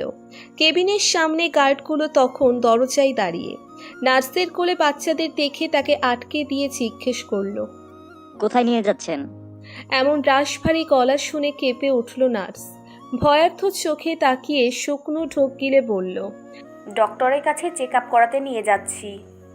গার্ড তীক্ষ্ণ দৃষ্টিতে তাকিয়ে পর্যবেক্ষণ করলো নার্সকে। একে প্রথম দিন থেকেই দেখেছে এখানে, তাই আর কিছু না বলে মাথা নাড়িয়ে যেতে বলল। নার্স যেন হাঁপ ছেড়ে বাঁচল। তড়িঘড়ি করে চলে এলো সেখান থেকে। লিফটে ঢুকে সোজা গ্রাউন্ড ফ্লোরে নেমে পার্কিংয়ে এসে কামিনী চৌধুরীর কাছে বাচ্চাদের দিয়ে দিল। কামিনী চৌধুরী নাক সিটকে বলল, আমার কাছে দিচ্ছ কেন? পিছনের ঝুড়িতে রাখো। নার্সটি অবাক হয়ে তাকালো কামিনী চৌধুরীর দিকে। একটা কাপড়ের ঝুড়িতে বাচ্চাদের রাখতে বলছে। তাকে এভাবে তাকিয়ে থাকতে দেখে খ্যাক করে উঠল কামিনী চৌধুরী। রাগী গলায় বলল, সংসেজে দাঁড়িয়ে আছো কেন? যা বলছি তা করো, যত সব। নার্সটি আর কিছু না বলে বাচ্চাদের বাস্কেটে রেখে একবার করুণ চোখে তাকিয়ে পড়ল। আমার কোনো টাকা লাগবে না ম্যাম, আমার স্বামী সন্তানদের ছেড়ে দিন, আমি তাদের নিয়ে খুব দূরে চলে যাব। ঠিক আছে ঠিক আছে, আমি তোমাদের ছেড়ে দিয়েছি, এখন এখান থেকে সরে পড়ো, তোমাকে যেন আর এই শহরে না দেখি। বাচ্চারা কেঁদে উঠতেই কামিনী চৌধুরী বিরক্ত চোখে তাকালো। নার্সকে আর কিছু বলার সুযোগ না দিয়ে গাড়ি স্টার্ট দিয়ে চলে গেল। গাড়ি হসপিটাল থেকে বেরিয়ে যেতেই নার্স দ্রুত পায়ে ছুটল হসপিটালের দিকে। ওয়াশরুম থেকে বেরিয়ে দোলনার দিকে তাকিয়ে ভ্রু কুঁচকে ফেলল নূর। দ্রুত গতিতে সেদিকে গিয়ে বাবুদের না দেখে বুক কেঁপে উঠল তার। চিৎকার করে গার্ডদের ডেকে বলল, বাহাদুর, আমার বাবুরা কোথায়? গার্ডগুলোর সাথে সাথে কেবিনে প্রবেশ করে নূরকে কাঁদতে দেখে বলল, বেবিদের ডক্টর চেক আপ করাতে নিয়ে গেছে নার্স, চিন্তা করবেন না, কিছুক্ষণের মধ্যেই চলে আসবেন। নূরের চিৎকার চেঁচামেচি শুনে ডাক্তার আর নার্সরাও এসে হাজির হয়েছে। একজন নূরকে বেডে বসিয়ে শান্ত করার চেষ্টা করছে। এভাবে চিৎকার করলে সেলাই ছুটে যেতে পারে। ডক্টর গার্ডের কথা শুনে অবাক হয়ে বলল, কি বলছেন? আমি নিজেই তো আসতাম বেবিদের দেখতে, আমার কাছে নিয়ে যেতে হবে কেন? আমি কাউকে বলিনি নিয়ে যেতে। নূর খ্যাপা পাখিনীর মতো তাকালো সবার দিকে। রক্তিম চোখে নিজের সন্তানদের জন্য হাহাকার। সবার দিকে আঙ্গুল তুলে দাঁতে দাঁত চেপে বলল, আমার বাচ্চাদের 10 মিনিটের মধ্যে আমার সামনে চাই, না হলে একটা কেউ জীবিত রাখবো না। এই অ্যাপেলো হাসপাতাল গুড়িয়ে দিব। সবাই ভয়ে ঘেমে একাকার অবস্থা। অথরিটিও চলে এসেছে ততক্ষণে। আসপিন চাইন চৌধুরীর মেয়েদের কিছু হলে সব কিছু ধ্বংস করে দিবে সে। কি হয়েছে? অমিকে দেখে টুকরে কেঁদে উঠল নূর। ভাইকে চাপটে ধরে চিৎকার করে বলল, আমার মেয়েদের এনে দাও অমি, আমার মেয়েদের কেউ নিয়ে গেছে, ওরা অসুস্থ, ওরা কাঁদছে হয়তো আমাকে ছাড়া। আমার মেয়েদের কিছু হলে আমি সবাইকে শেষ করে দিব। অমি হতভম্ব হয়ে তাকিয়ে আছে সবার দিকে, তার মাথায় কিছুই ঢুকছে না। নূরের কান্নার সবার চোখে পানি চলে এসেছে। কি বলছেন ম্যাম? বাবুরা কোথায়? কে নিয়ে গেছে ওদের? নূর কিছু বলতে পারল না। পেট ব্যথায় চিনচিন করে উঠতেই আর্তনাদ করে উঠল। অমি নূরকে আগলে ধরে বেডে বসিয়ে দিয়ে নার্সদের নূরকে সামলাতে বলল। অথরিটি হেড ততক্ষণে সিসিটিভি ফুটেজ নিয়ে এসেছে। অমি আসপিনকে কল করে যাচ্ছে। আসপিন ফোন তুলছে না। সানভিকে কল দিতেই সে কল রিসিভ করলো। অমি সংক্ষেপে সব বলে আসপিনকে ইনফর্ম করতে বলল। গাইডদের দিকে রক্তিম চোখে তাকিয়ে বলল, বাহাদুর কোথায়? স্যারের সাথে গিয়েছেন। নূর নিস্তেজ হয়ে পেটে পড়ে আছে। ব্লিডিং হচ্ছে সেলাইয়ের জায়গা থেকে। অমির নিজেকে পাগল পাগল লাগছে। নিজের চুল টেনে অস্থির পায়চারি করতে করতে কল করলো আশিয়ানের কাছে। বাবুরা কোথায় আশিয়ান? বাচ্চাদের গায়ে ফুলের টোকা লাগলে আমি তোকে খুন করে ফেলবো। অমির চিৎকার শুনে আশিয়ান অবাক হয়ে গেল। হতভম্ব গলায় বলল, কি বলছো ভাই? বাবুরা কোথায়? আমি কিভাবে বলবো? কি হয়েছে? অমির চেহারা রাগে লাল হয়ে গেল। সব সময় শান্ত থাকা মানুষটা নিজের নিয়ন্ত্রণ হারিয়ে সামনের সোফায় লাথি দিয়ে বলল, একদম নাটক করবি না। তুই ওদের কিডন্যাপ করিসনি? আরে তোর বোনের মেয়ে ওরা। এতটা নিচে কিভাবে নামতে পারলি? তোর দুশ্মনী সম্পত্তি নিয়ে বাচ্চাদের দিকে কেন হাত বাড়ালি? আসমিন মেরে ফেলবে তোকে। কোথায় আছিস আমাকে বল, আমি ওদের নিয়ে আসব। নূরের অবস্থা ভালো না, আমার বোন মরে যাবে। আমি কথা বলতে বলতে কান্না করে দিল। আশিয়ান স্তব্ধ হয়ে বসে আছে। চোখ দুটো ছলছল করছে ওর। সে কি এতটাই খারাপ যে দুধের বাচ্চাদের সাথে দুশ্মনী করবে? বাচ্চাগুলো হওয়ার পর থেকে ওদের দেখার জন্য মন আকুপাকু করছিল। কত কষ্টে নিজেকে শান্ত রেখেছে একমাত্র ওই জানে। ও রাফসান শিকদারকে ঘৃণা করে। নূরের প্রতি ওর কোনো রাগ নেই। রাফসান শিকদারের রাজত্ব ধ্বংস করতে চাই ও, কিন্তু নূরের কোনো ক্ষতি তো কোনোদিনও চাইনি। নিজেকে সামলে আমি আসছি বলেই কল কেটে দিল আশিয়ান। গাড়ির চাবি নিয়ে তৎক্ষণাৎ বেরিয়ে গেল হাসপাতালের উদ্দেশ্যে। আজ এই শত্রুতার শেষ করবে ও। যাদের জন্য এই দ্বন্দ্ব তারা কেউই তো আর বেঁচে নেই, তাহলে প্রতিশোধ নিয়ে কি হবে? তার নিজেরও একটা পরিবার চাই। আগাছার মতো জীবন তার নিঃশ্বাস আটকে দিচ্ছে। সমস্ত রোড ব্লক করে দেওয়া হয়েছে। একটা গাড়িও নড়তে দেওয়া হচ্ছে না। জনগণের মধ্যে অনেকেই পুলিশকে সাহায্য করছে তল্লাশি করতে। সানভির কাছ থেকে নিজের মেয়েদের নিখোঁজ হওয়ার খবর শোনার সাথে সাথে আসবিন ভয়ঙ্কর রূপ ধারণ করেছে। সে জানে এই কাজ কামিনী চৌধুরী ছাড়া আর কেউ করেনি। 3 রাস্তার মাথা ব্লক করে সেখানেই গাড়ি ডিকিতে শুয়ে আছে আসবিন। এই রাস্তা দিয়েই সব গাড়ি বের হতে হবে। শেষে কিনা তার হাতেই কামিনী চৌধুরীর মৃত্যু লেখা আছে। আমজাদ চৌধুরী ছুটে এসেছে ছেলের কাছে। আসমিনের ফোন বেজে উঠতে সে ফোন রিসিভ করে কানে ধরল। কয়েকটা কথা বলে রক্তিম চোখে আমজাদ চৌধুরীর দিকে তাকিয়ে পড়ল। চলো আব্বু, একটু ঘুরে আসি। তোমাকে আমার টর্চার সেল দেখাবো আজ। চলো চলো। আমজাদ চৌধুরী অসহায় চোখে তাকালো আসমিনের দিকে। মন বড় কু গাইছে, করুণ গলায় বলল, পানটা না নিলে হয় না? আমি তোমাকে আরো 3টা বউ এনে দিব। এটা নিয়ে এত বায়না করো না তো। ভালো ছেলেরা বায়না করে না। চুপচাপ গাড়িতে বসো, না হলে প্রাণপ্রিয় স্ত্রীর শেষ দর্শনও পাবে না। একটু থেমে আবার দাঁত কিরমির করতে করতে বলল, এই শহর আমার শহর থেকে আমার মেয়েদের দিকে হাত বাড়ানোর শাস্তি তাকে পেতে হবে। একদম পুরনো দিনের নায়িকাদের মতো ন্যাকামি করবে না। কামিনী চৌধুরীকে একটা চেয়ারের সাথে শক্ত করে বেঁধে রাখা হয়েছে। চারিদিকে গার্ডরা ঘিরে রেখেছে তাকে। বাচ্চাদের আলতো করে কোলে নিয়ে দাঁড়িয়ে আছে বাহাদুর আর একজন মেয়ে গার্ড। অনেকক্ষণ না খেয়ে থাকার দরুন তারা একটু পরপর কেঁদে উঠছে। কামিনী চৌধুরীর গায়ে কেউ হাত তোলেনি। যতই অন্যায় করুক না কেন, কামিনী চৌধুরী আসমিনের মা। তাকে আঘাত করার সাহস কারণ নেই। আসমিন দরজা খুলে ভিতরে ঢুকতেই সবাই সরে দাঁড়ালো। আসমিনের পিছনে সানফিয়ার আমজাদ চৌধুরীও ভিতরে ঢুকলো। কামিনী চৌধুরী রক্তিম চোখে তাকিয়ে আছে সবার দিকে। আসমিন সেদিকে একবার তাকিয়ে নিজের মেয়েদের কাছে গেল। স্যানিটাইজার দিয়ে হাত জীবাণুমুক্ত করে মেয়েদের নিজের কোলে নিয়ে বুকের সাথে আগলে রাখলো কিছুক্ষণ। বুকের অসহ্য অস্থিরতায় এতক্ষণে পাগল হওয়ার দশা তার। সন্তানদের কোলে নিয়ে অশান্ত বুক শান্ত হয়ে এসেছে। বাবার কোলে উঠে মেয়েরাও চুপ হয়ে গেছে। আসমিন দুজনের কপালে চুমু খেয়ে তাদের কোলে নিয়েই কামিনী চৌধুরীর সামনাসামনি বসল। মেয়েদের বুকের সাথে আগলে ধরে কামিনী চৌধুরীর দিকে তাকিয়ে শান্ত গলায় বলল, আমাকেও কি এভাবে নিজের বুকে আগলে রাখতে পারতে না আম্মু? এত বছর পরে ছেলের মুখে আম্মু ডাক শুনে অবাক হয়ে তাকিয়ে রইল কামিনী চৌধুরী। কিসের প্রতিশোধ নিতে চাইলে আম্মু? ভালোবাসার মানুষ হারানোর? তাহলে তার একমাত্র অংশকে এভাবে অবহেলা করলে কিভাবে? তার ভালোবাসা যদি তোমাকে এতটা উন্মাদী করে থাকে, তাহলে তার সন্তানের জন্য নিজেকে মমতাময়ী করতে পারলে না কেন? আসলে তুমি কখনো কাউকে ভালোই বাসনি। তুমি শুধু তাকে উপলক্ষ বানিয়েছিলে নিজের মনের ভিতর থাকা ঘৃণা প্রকাশ করতে, তাই না আম্মু? কামিনী চৌধুরী রক্তিম চোখে তাকিয়ে আছে আসমিনের দিকে। আমজাদ চৌধুরী সহ সবাই হতভম্ব হয়ে দাঁড়িয়ে আছে। আসমিন দীর্ঘশ্বাস ছাড়ল। বাচ্চাদের আমজাদ চৌধুরী আর সানভীর কোলে দিয়ে কামিনী চৌধুরীর মুখ খুলে দিল। অগোছালো চুলগুলো হাত দিয়ে ঠিক করে দিয়ে তার কপালে চুমু খেয়ে জড়িয়ে ধরল তাকে। কামিনী চৌধুরীর মাথাটা নিজের বুকের সাথে চেপে ধরে ধরা গলায় বলল, আমার একা থাকতে খুব কষ্ট হতো আম্মু। হোস্টেলের অনেক ছেলেরা আমাকে মারতো। আমি খুব ছোট ছিলাম, কিছু বলতে পারতাম না তাদের। একা একা ঘুমাতে ভয় হতো খুব। মাঝরাতে ঘুম ভেঙে গেলে ভয়ে জোরে কেঁদে উঠতাম।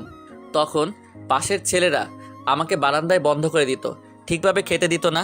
মাঝে মাঝে সারাদিন বাথরুমে বন্ধ করে রেখে আমাকে কষ্ট দিত।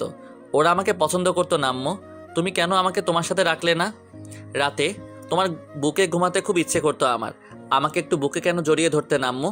আমি তোমার ছেলে, বলো, সন্তানের সাথে কেউ এমন করে? কামিনী চৌধুরী চুপ করে আছে। আসমিনের কোনো কথা তার মনে আঁচড় কেটেছে কিনা বোঝা যাচ্ছে না। অমি আশিয়ানের সাথে নূরও এসে পড়েছে। অগোছালো নূরকে দুই দিক থেকে আগলে রেখেছে দুই ভাই। নিজে নিজে দাঁড়ানোর অবস্থায় নেই নূর। অমি অনেকবার আটকানোর চেষ্টা করেও সফল হয়নি। আসমিনের দেওয়ার মেসেজের কথা অমির মুখে শুনেই আসার জন্য পাগলামি শুরু করে। আশিয়ানও তখন সেখানে উপস্থিত হয়। নূরের অবস্থা দেখে আশিয়ান নিজেই তাকে এখানে নিয়ে আসে। কামিনী চৌধুরী, নূর আর আশিয়ান অমিকে একসাথে দেখেই জ্বলে উঠল। আসমিন তার হাতের বাঁধন খুলে দিতেই তাকে ধাক্কা দিয়ে সরিয়ে নূরের উপর আক্রমণ করে বসল সে।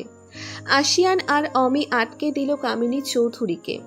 আসমিন কামিনী চৌধুরীর ধাক্কায় কিছুটা পিছিয়ে গিয়েছে। নিজেকে সামলে শান্ত চোখে তাকালো কামিনী চৌধুরীর দিকে।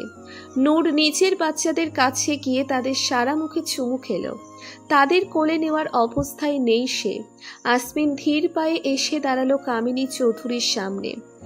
আশিয়ান আর অমি তাকে ধরে রেখেছে। আসমিন শান্ত গলায় বলল, আমার মেয়েদের কেন কিডন্যাপ করেছিলেন? কামিনী চৌধুরী দাঁত কিরমির করতে করতে বলল, বেঁচে দিতাম তোর মেয়েদের। আমার সামনে তোরা শান্তিতে থাকবি, আমি থাকতে তা সম্ভব না। ওর বাবার জন্য আমি ছোট থেকে অবহেলায় বড় হয়েছি, কারণ আমি মেয়ে। বাবা মা সারাদিন ভাইয়ের পিছনে লেগে থাকতো, মরে যাওয়ার আগেও সব সম্পত্তি তারা তার নামেই দিয়ে গেল। আমাকে বাঁচতে হতো তার দয়ায়। নিজের ইচ্ছায় ভালোবাসার মানুষটাকে বিয়ে করলাম, তাকে খুন করলো। আমি কোনো ভুল করিনি। আর তুই আমার পেটের ছেলে হয়ে আমার সংসার ভাঙলি, আমার জন্য সতীন নিয়ে এলি। আমি তোকে শান্তিতে থাকতে দেই কি করে? আমজাদ চৌধুরী তাচ্ছিল্যের গলায় বলল। তাই নাকি কামিনী? তোমার সংসার? তা কবে আমাকে স্বামীর অধিকার দিয়েছো? আমাদের কি আদৌ কোনো সংসার ছিল? আমি তোমাকে ভালোবাসি আমজাদ। কামিনী চৌধুরী কাতর গলা শুনে আমজাদ চৌধুরী মলিন হাসল। কামিনী চৌধুরীর চোখের দিকে তাকিয়ে শান্ত গলায় বলল, সত্যি কি ভালোবাসো কামিনী? আমি বিয়ের সময় তোমাকে বলেছিলাম আমজাদ, আমরা কখনোই স্বামী স্ত্রীর মতো স্বাভাবিক সম্পর্কে থাকবো না।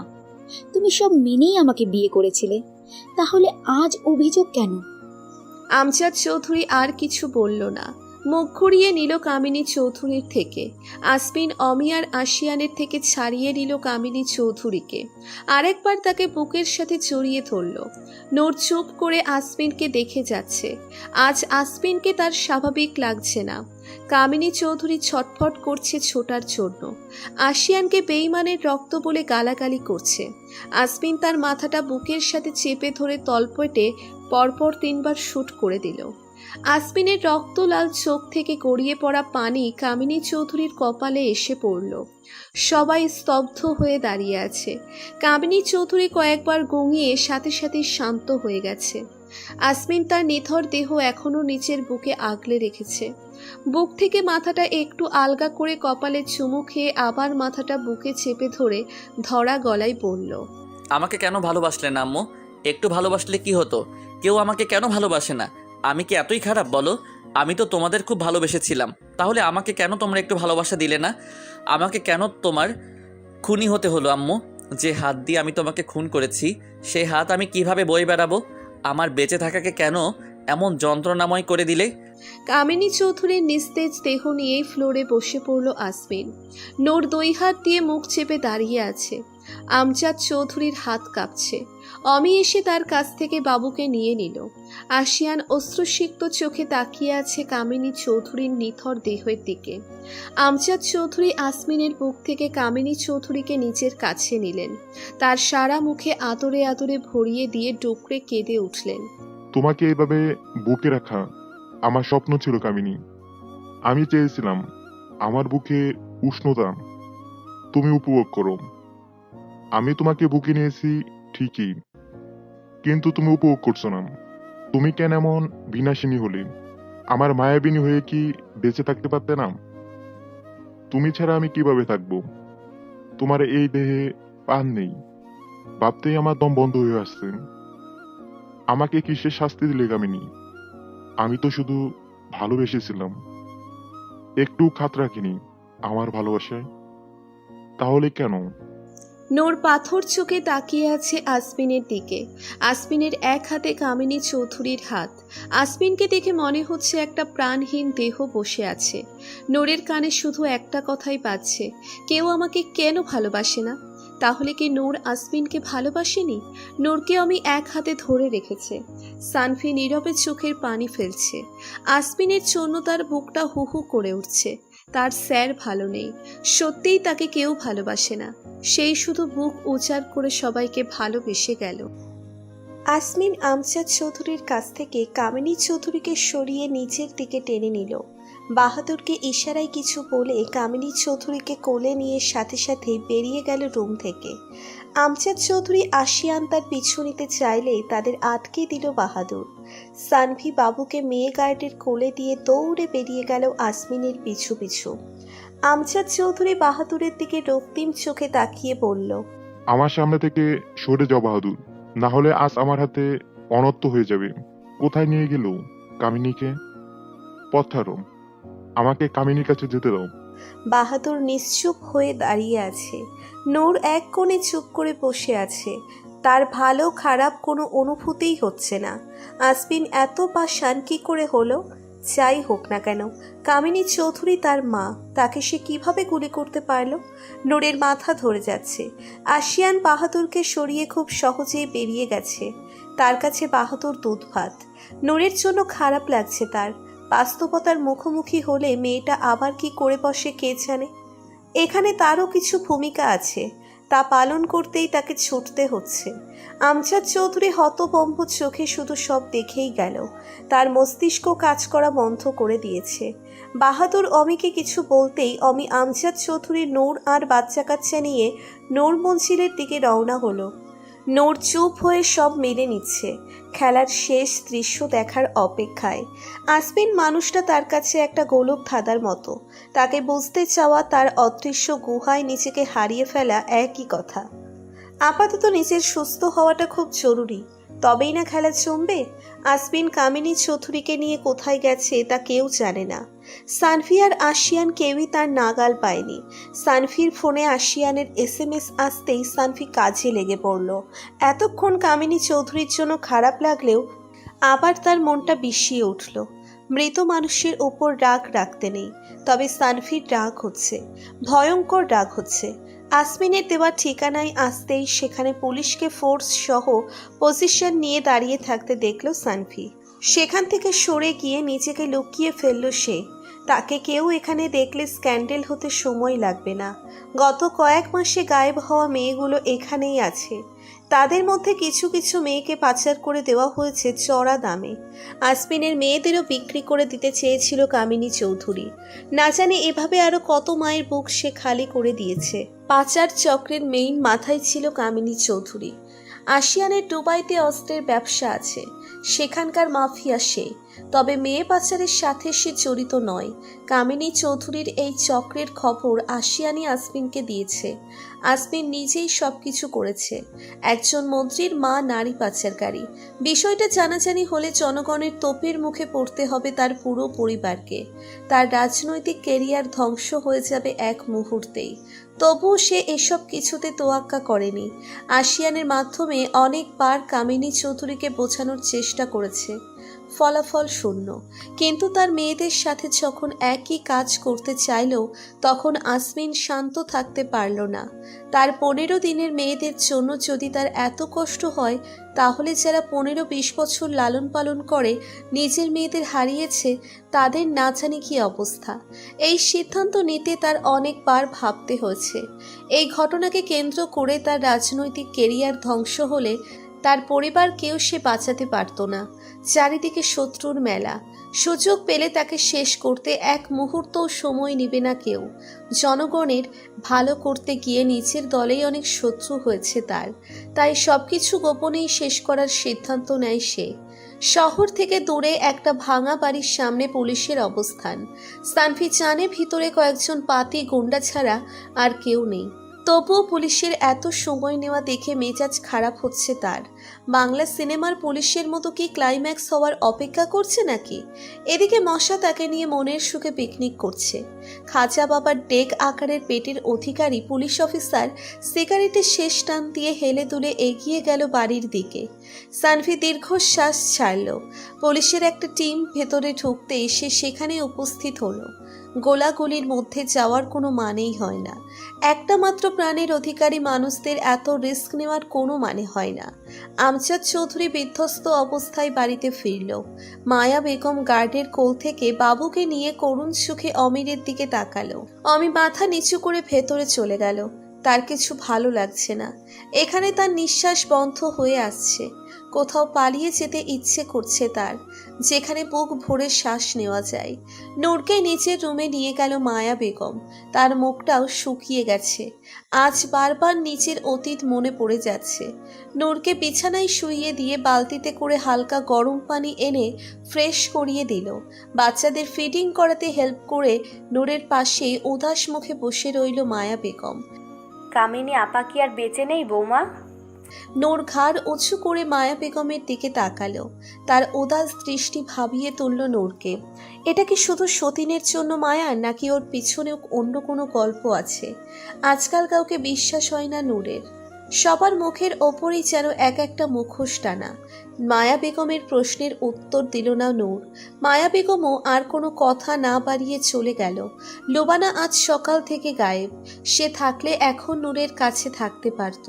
মায়া বেগমকে নূর খুব একটা পছন্দ করে না, তাই সেও দূরত্ব বজায় রেখে চলে। একজন মেয়ে স্টাফকে নূরের রুমের বাইরে থাকতে বলে মায়া বেগম নিচে চলে গেল। আমজাদ চৌধুরী কামিনী চৌধুরীর রুমে গিয়ে দরজা বন্ধ করে বসে আছে। থেকে থেকে ফুপিয়ে ওঠার শব্দ পাওয়া যাচ্ছে। মায়া বেগম সেদিকে না গিয়ে নিচের রুমে চলে গেল। ক্লান্ত দেহ মন এবার একটু বিশ্রাম চায়। 242 জন মেয়েকে উদ্ধার করেছে পুলিশ, তাদের মধ্যে একজন লুবানা। পরিস্থিতি আয়ত্তে আসতেই ভেতরে গিয়েছে সানভি। খাজা বাবার ডেক ধাঁচের লোকটা আসলেই খুব কাজের। এখন আর তাকে এই নামে ডাকা যাবে না। He is a respected person. ভেতরে গিয়ে মেয়েগুলোর অবস্থা দেখে বুক কেঁপে উঠল সানভির। সে পাগল প্রায় হয়ে লোবানাকে খুঁজতে লাগলো। একটা মেয়েও নিচের পায়ে দাঁড়ানোর অবস্থায় নেই। সবাইকে প্রচুর আঘাত করা হয়েছে। এখানে নিয়োজিত থাকা লোকগুলো ক্রস ফায়ারে মারা গেছে। আসমিনের অর্ডারেই তাদের ক্রস ফায়ার দেওয়া হয়েছে, না হলে সত্যিই বেরিয়ে আসতে সময় লাগবে না। সানভির চারিদিকে খুঁজেও যখন লোবানাকে পেল না, তখন তার হাত পায়ে কাঁপুনি উঠে গেল। ও ঠিক আছে তো? এই প্রশ্ন তার মাথায় যন্ত্রণা শুরু করে দিল।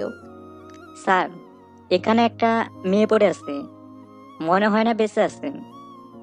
এক কনস্টেবলের ডাকে সবাই সেদিকে তাকালো। সানভির বুক অসম্ভব কাঁপছে। পুলিশ অফিসার যাওয়ার আগেই সানভি দৌড়ে গেল সেদিকে। লোবানাকে মুখ থুবড়ে পড়ে থাকতে দেখে স্থির হয়ে দাঁড়িয়ে গেল। ফর্সা মুখ রক্তিম আকার ধারণ করেছে তার। সামনে আগানোর সাহস কুড়িয়ে উঠতে পারছে না সে। লোবানার সারা শরীরে মারের দাগ স্পষ্ট। সানভি কাঁপা কাঁপা পায়ে এগিয়ে গেল লোবানার দিকে। হাঁটু গেড়ে বসে আলতো হাতে সোজা করল লোবানাকে। শাবানাম, এই শাবানাম। গালে হালকা চাপড় দিতেও ভয় করছে সানভির। পাছে সে ব্যথা পায়। নাকের কাছে হাত নিয়ে চেক করতেই দেখল হালকা নিঃশ্বাস পড়ছে। তড়িঘড়ি করে পাজা কোলে তুলে হন্তদন্ত হয়ে বেরিয়ে গেল সানভি। একজন কনস্টেবলও গেল তার সাথে। মেয়েটাকে এখানে পাওয়া গেছে, তাই তাকে এভাবে যেতে দেওয়া যায় না। মামুনি কোথায় ভাই? আসমিন বিরক্ত চোখে তাকালো আশিয়ানের দিকে। কপাল কুঁচকি গমগমে গলায় বলল, তোমাকে আমার বিরক্ত লাগছে আশিয়ান, এখান থেকে যাও। ভাই হিসাবে একটা পরামর্শ দিচ্ছি, এখনও সময় আছে, ভালো হয়ে যাও। আমি নিজের মাকেই ছাড় দিইনি, সেখানে তুমি তো সৎ সম্বন্ধী। মিসেস চৌধুরীর কথা আর কখনো জানতে চাইবে না। পৃথিবী থেকে তার অস্তিত্ব বিলীন হয়ে গেছে, তাই তাকে নিয়ে কথা না বলাই তোমার জন্য ভালো। আশিয়ান তীক্ষ্ণ চোখে তাকালো আসমিনের দিকে। ওই ঘটনার আজ 1 সপ্তাহ পার হয়ে গেছে। আসমিন সেদিন অনেক রাতে বাসায় এসেছিল। কাউকে কিছু না বলেই নিজের রুমে 2 দিন দরজা বন্ধ করে বসেছিল। 2 দিন পর যখন রুম থেকে বেরুলো, তখন সব কিছু স্বাভাবিক। নূর শারীরিকভাবে অনেকটাই অসুস্থ। মেয়েদের নিয়ে আরও নাজেহাল অবস্থা। একটা ঘুমোলে আর একটা জেগে বসে থাকে। কারোর কোলে দিলে চিৎকার করে কান্না শুরু করে দেয়। একমাত্র নূর আর আসমিনের কাছেই তারা শান্ত থাকে। মাঝে মাঝে তো নূরের কোলেও থাকতে চায় না। 2 ইঞ্চি মেয়েরাই তার কলিজা ভেজে দিচ্ছে। একেবারে বাপের মতো হয়েছে, বিয়াদব। রাতে টিউবলাইটের মতো চোখ দুটো খোলা থাকে তাদের। একটাও রাতে ঘুমায় না। তবে নূরকে জাগতে হয় না। আসমিন সারা রাত মেয়েদের নিয়ে বসে থাকে। মন্ত্রিসভার গভীর সমস্যা নিয়ে মেয়েদের সাথে আলোচনায় বসে। মেয়েরাও গোল গোল চোখ করে বাপের মুখের দিকে তাকিয়ে থাকে। মাঝে মাঝে প্যাপ ও শব্দ করে নিজেদের মতামত দেয়। মেয়েদের মতামতে আসমিন নতুন উদ্যমে আবার নতুন আলোচনা শুরু করে। এসব দেখে মাঝে মাঝে অসহায় চোখে তাকিয়ে থাকে নূর। এত মাস পেটে রেখে শত্রুর দোসর জন্ম নিল সে। গতকাল লুবানাকে বাড়ি নিয়ে এসেছে। অত্যন্ত গোপনীয়তার সাথে লুবানার ট্রিটমেন্ট করিয়েছে আসমিন। মূলত কামিনী চৌধুরীর পরিকল্পনা জেনে ফেলায় লুবানার এই করুণ পরিণতি। তার 1 হাত ভেঙে গেছে। নির্মমভাবে মারা হয়েছে তাকে। 1 চোখ ফুলে আছে। শারীরিক অবস্থা আরেকটু স্টেবল হলে তার চোখ অপারেশন করা হবে। এখন এক চোখে দেখতে পায় না লুবানা। ফুলে যাওয়ার কারণে চোখ বন্ধ হয়ে আছে, শারীরিক বিভিন্ন জায়গা থেতলে গিয়েছে। যন্ত্রণায় মাঝরাতে চিৎকার করে কাঁদত লুবানা, তাই তাকে বেশিরভাগ সময় ঘুমের ইনজেকশন দিয়ে ঘুম পাড়িয়ে রাখা হয়।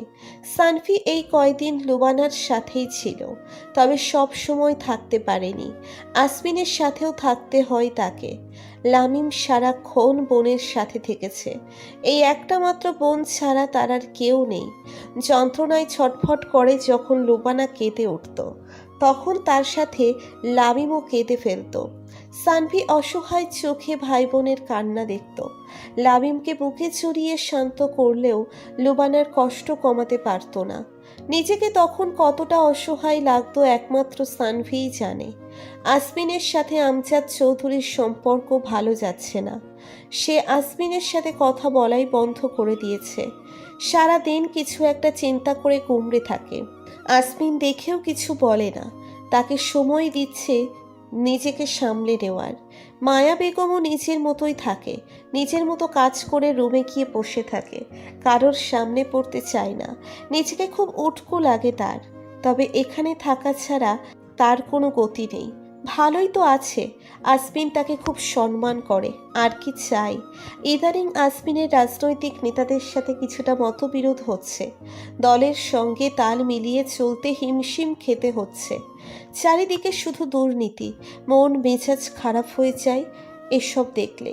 যে যেভাবে পারছে লুটে পুটে খাচ্ছে। মিটিংয়ে তাদের সাথে কথা কাটাকাটি করে ক্ষিপ্ত মেজাজে বাসায় এসেছে আসমিন। নিজের রুম থেকে ফ্রেশ হয়ে সোজা নূরের রুমে চলে গেল সে। মেয়েরা দোলনায় ঘুমিয়ে আছে, নূর তাদের কাপড় ভাঁজ করে রাখছে। আসমিন সোজা গিয়ে নূরের কোলে মাথা রেখে শুয়ে পড়ল। মাথায় রগগুলো দপদপ করছে। নূর হাত থামিয়ে আসমিনের দিকে তাকালো। ক্লান্ত মুখটা দেখে মায়া হলো তার। দীর্ঘশ্বাস ছেড়ে চুপচাপ বসে রইল। এমন ধোঁয়াশা ভালো লাগছে না তার। নিজের মনের কথাগুলো গুছিয়ে শান্ত গলায় বলল, আপুকে মিসেস চৌধুরী মেরেছে তাই না? হুম। আসমিনের নির্লিপ্ত গলা শুনে হতাশ হলো নূর। ক্লান্ত গলায় বলল, তাহলে আমার কাছে দোষী সাজলেন কেন মন্ত্রী সাহেব? আসমিন নূরের কথার জবাব দিল না। নূরের পেটে চুমু খেয়ে ম্লান গলায় বলল, মামিমার কাছে যাবে নূর? চমকে উঠল নূর, পুরো শরীর কাঁপছে তার। মনে হচ্ছে ভুল শুনেছে। কাঁপা কাঁপা গলায় বলল, কি বললেন আপনি? আসমিন দীর্ঘশ্বাস ছেড়ে সোজা হয়ে বসল। হাতের আঁচলে নূরের মুখটা নিয়ে তার কম্পমান ঠোঁটে চুমু খেয়ে বলল, তোমার মা বেঁচে আছে নূর, কাল আসছে এখানে। মিসেস চৌধুরী তাকে কানাডায় আটকে রেখেছিলেন। মামিমার কোমরের নিচের অংশ প্যারালাইজড হয়ে গেছে। তো তাহলে ওই লাশ? অন্য কারো ছিল। অ্যাক্সিডেন্ট তোমার মায়েরই হয়েছিল, তবে সে বেঁচে ছিল। কোমর পর্যন্ত প্যারালাইজড হয়ে গিয়েছিল। মিসেস চৌধুরী তোমার বাবার সাথে তোমার মাকে ভালোবাসার মানুষ হারানোর যন্ত্রণা দিতে চেয়েছিল, তাই তাকে কানাডা নিয়ে গিয়েছিল সবার অগোচরে। নিজের অক্ষমতার জন্য তোমার মাও ফিরে আসতে পারেনি, যদিও তাকে এত বছর বন্দি করে রাখা হয়েছিল। নূরের চোখ থেকে অশ্রু গড়িয়ে পড়ছে। তার মা বেঁচে আছে। কামিনী চৌধুরী এতটা পাষাণ কি করে হতে পারল? সে কত রাত নির্ঘুম কাটিয়ে মায়ের জন্য কান্না করত। কামিনী চৌধুরী দেখে বিরক্ত হয়ে ঢং বলে রুমে গিয়ে দরজা বন্ধ করে দিত। নূর রাগে কাঁপতে লাগলো, ধরা গলায় চিৎকার করে বলল, আপনার মা একজন সাইকো মন্ত্রী সাহেব, পাগল সে। সুস্থ মানুষ কখনো এমন নিকৃষ্ট হতে পারে না। আসমিন নূরকে আঁকলে রাখলো বুকে। নূরের মাথায় হাত বুলিয়ে শান্ত গলায় বলল, তুমি ঠিক বলেছ নূর, সে মেন্টালি সিক ছিল। ভালো হোক খারাপ হোক, সে আমার মা ছিল নূর, তাই তাকে নিয়ে আর কিছু বলো না। আমার কষ্ট হয়, বুকটা ফেটে যায়। আমি আমার আম্মুকে খুব ভালোবাসি নূর। সে যা করেছে তার শাস্তি সে পেয়ে গেছে, তাকে আর অসম্মান করে কিছু বলো না। কথাগুলো বলতে বলতে আসমিনের গলা ধরে এলো। নূর বুঝতে পেরে চুপ করে সম্মতি দিল। যে নেই তাকে নিয়ে আর কটু কথা বাড়াতে চায় না সে। আসমিনকে জড়িয়ে ধরে বসে রইল চুপচাপ। উত্তেজনায় তার হাত পা কাঁপছে। কাল সে তার মায়ের দেখা পাবে, এতগুলো বছর পর সে তাকে নিজের চোখের সামনে দেখবে। ভাবতেই সারা দিনের ক্লান্তি পালিয়ে গেল। আসমিন নূরের মাথায় চুমু খেয়ে নিজের মেয়েদের কাছে গেল। একজন ঘুমিয়ে আর একজন চোখ পিটপিট করে তাকিয়ে আছে। আসমিন হালকা হেসে তাকে কোলে তুলে নিল। দুজনের নাম দেওয়া হয়েছে সুখ পাখি। ভালো নাম বড় করে আকিকা দিয়ে রাখা হবে। এত ঝামেলায় নাম ঠিক করা হয়নি। নূর অবশ্য মেয়েদের নাম আগে থেকেই ঠিক করে রেখেছে, তবে আসমিন তা মানতে নারাজ। এই নিয়ে দুজনের কয়েক দফা ঝগড়াও হয়ে গেছে, তাই আপাতত তাদের সুখ আর পাখি বলেই ডাকে সবাই। এই ঝগড়ার প্রতিশোধ আসমিন আর 10 দিন পরে নিবে। শুধু একটু সুস্থ হয়ে নিক। অসভ্য মেয়েকে আদর করতে করতে আর চোখে তাকালো আসমিন। নূর মনের আনন্দে গুনগুন করছে। সুখকে দোলনায় শুইয়ে ধীর পায়ে নূরের কাছে গেল। নূরকে চাপটে ধরে নেশালো গলায় বলল, বউ, আমার প্রেম পাচ্ছে, হবে নাকি একটু? নূর ভয়ার্থ চোখে তাকালো আসমিনের দিকে। তার কাছে পারমাণবিক বোমার চেয়েও এই কথাটা বেশি ভয়ঙ্কর। শুকনো ঢোক গিলে আমতা আমতা করে বলল, কী সব বাজে কথা, দূরে থাকুন। আসমিন কবে কার কথা শুনেছে? সে নিজের কাজে ব্যস্ত হয়ে গেল। নিজের মন ভরে আদর করে নূরের ভেজা চোখে চুমু খেল। ফোলা ঠোঁটের দিকে তাকিয়ে দুঃখী দুঃখী গলায় বলল, তাড়াতাড়ি সুস্থ হয়ে যাও বউ, মন করে ভালোবাসতে পারছি না তো। নূরের ইচ্ছে করলো ছাদ থেকে লাফ দিয়ে মরে যেতে। আসমিনকে ধাক্কা দিতে দিতে বলল, আপনি একটা অসহ্য মানুষ, আমার কাছে আসবেন না, লুটেরা কোথাকার। আসমিন শব্দ করে হেসে উঠল। নূরকে আদর করতে করতে বলল, সুন্দরী বউ লুটেরা। সকাল সকাল রান্নাঘরে ব্যস্ত সময় পার করছে নূর। আজ নাফিসা শেখদার আসবে এই বাড়িতে। মায়ের জন্য নিজের হাতে রান্না করছে নূর। আসমিন শান্ত চোখে তাকিয়ে রইল সেদিকে। মায়ের জন্য মনে এত ভালোবাসা থাকে বুঝি, তবে তার নেই কেন? মা নামক অনুভূতিগুলো তার কাছেই কেন ভোতা মনে হয়? দীর্ঘশ্বাস ছেড়ে নূরের কাছে গিয়ে দাঁড়ালো আসমিন। কিচেনের সবাই আসমিনকে দেখে সরে গেল। অসুস্থ শরীরে এভাবে লাফালাফি করছো কেন নূর? এসব করার জন্য মানুষ আছে, রুমে গিয়ে রেস্ট করো। নূর আসমিনের দিকে তাকিয়ে অমায়িক হাসল। উৎফুল্ল গলায় বলল, এই দেখুন, আমি বাঙালি খাবার রান্না করছি। আসলে আম্মু কি খেতে পছন্দ করে বুঝতে পারছি না। আম্মুকে নিয়ে কোনো কিছু আমার খুব একটা মনে নেই, তাই এগুলোই করলাম। এতদিন দেশের বাইরে থেকে আম্মু নিশ্চয়ই এই খাবারগুলো মিস করেছে। আপনি একটু টেস্ট করে বলুন তো কেমন হয়েছে। আসমিন যেন হিংসায় জ্বলে গেল। তার জন্য তো কোনোদিন রান্না করেনি, এখন শাশুড়ির জন্য রান্না করে তাকে দিয়ে টেস্ট করাচ্ছে। কি হৃদয়হীন মহিলা। আসমিন গমগমে গলায় বলল, ভালো হয়নি, দেখতেই বিদঘুটে লাগছে। তুমি রুমে যাও, শেফ রান্না করে দিবে। নূর ভ্রু কুঁচকে ফেলল। খাবারগুলো ভালো করে পর্যবেক্ষণ করে চিন্তিত গলায় বলল, কি বলছেন? আসলেই খারাপ দেখাচ্ছে? আমি কত কষ্ট করে রান্না করলাম, আমার রান্না তো খারাপ হয় না। আমি বরং আবার রান্না করি। আসমিন চোয়াল শক্ত করে দাঁড়িয়ে রইল। নূর আবার নতুন উদ্যমে রান্না শুরু করেছে। আসমিনের মন চাইল এই মেয়েকে নিয়ে হাত পা বেঁধে সুইমিং পুলে ফেলে দিতে। সে তার শাশুড়িকে হিংসে করছে। লোকে শুনলে কি বলবে? তাকে তো নিম্নমানের হিংসুটে বলে আখ্যায়িত করবে। ছি! নূর একবার আর চোখে আসমিনের দিকে তাকিয়ে শয়তানি হাসি দিল। মনে মনে বিস্তর পরিকল্পনা করে ফেলল আসমিনকে চালানোর। নাফিসা শিকদার নূর মঞ্জিলে পৌঁছলো বেলা 11:30টায়। আসমিন গেট থেকে এগিয়ে আনলো তাকে। চলো চলো চোখে চারিদিকে চোখ বুলাচ্ছে সে। আজ কতগুলো বছর পরে এ বাড়িতে তার আগমন হয়েছে, কিন্তু তার সবচেয়ে কাছের মানুষটাই আর নেই। চোখ থেকে কয়েক ফোঁটা অশ্রু গড়িয়ে পড়ল নাফিসা শিকদারের। ড্রয়িং রুমে বাচ্চাদের নিয়ে বসে আছে নূর। তার অস্থির দৃষ্টি দরজাতেই নিবদ্ধ। নাফিসা শিকদারকে হুইল চেয়ারে দেখেই ছুটে গেল তার কাছে। মায়ের বুকে ঝাঁপিয়ে পড়ে শব্দ করে কেঁদে ফেলল নূর। নাফিসা শিকদার আগলে ধরল মেয়েকে। মাথায় হাত বুলিয়ে সেও অশ্রু ঝরাচ্ছে।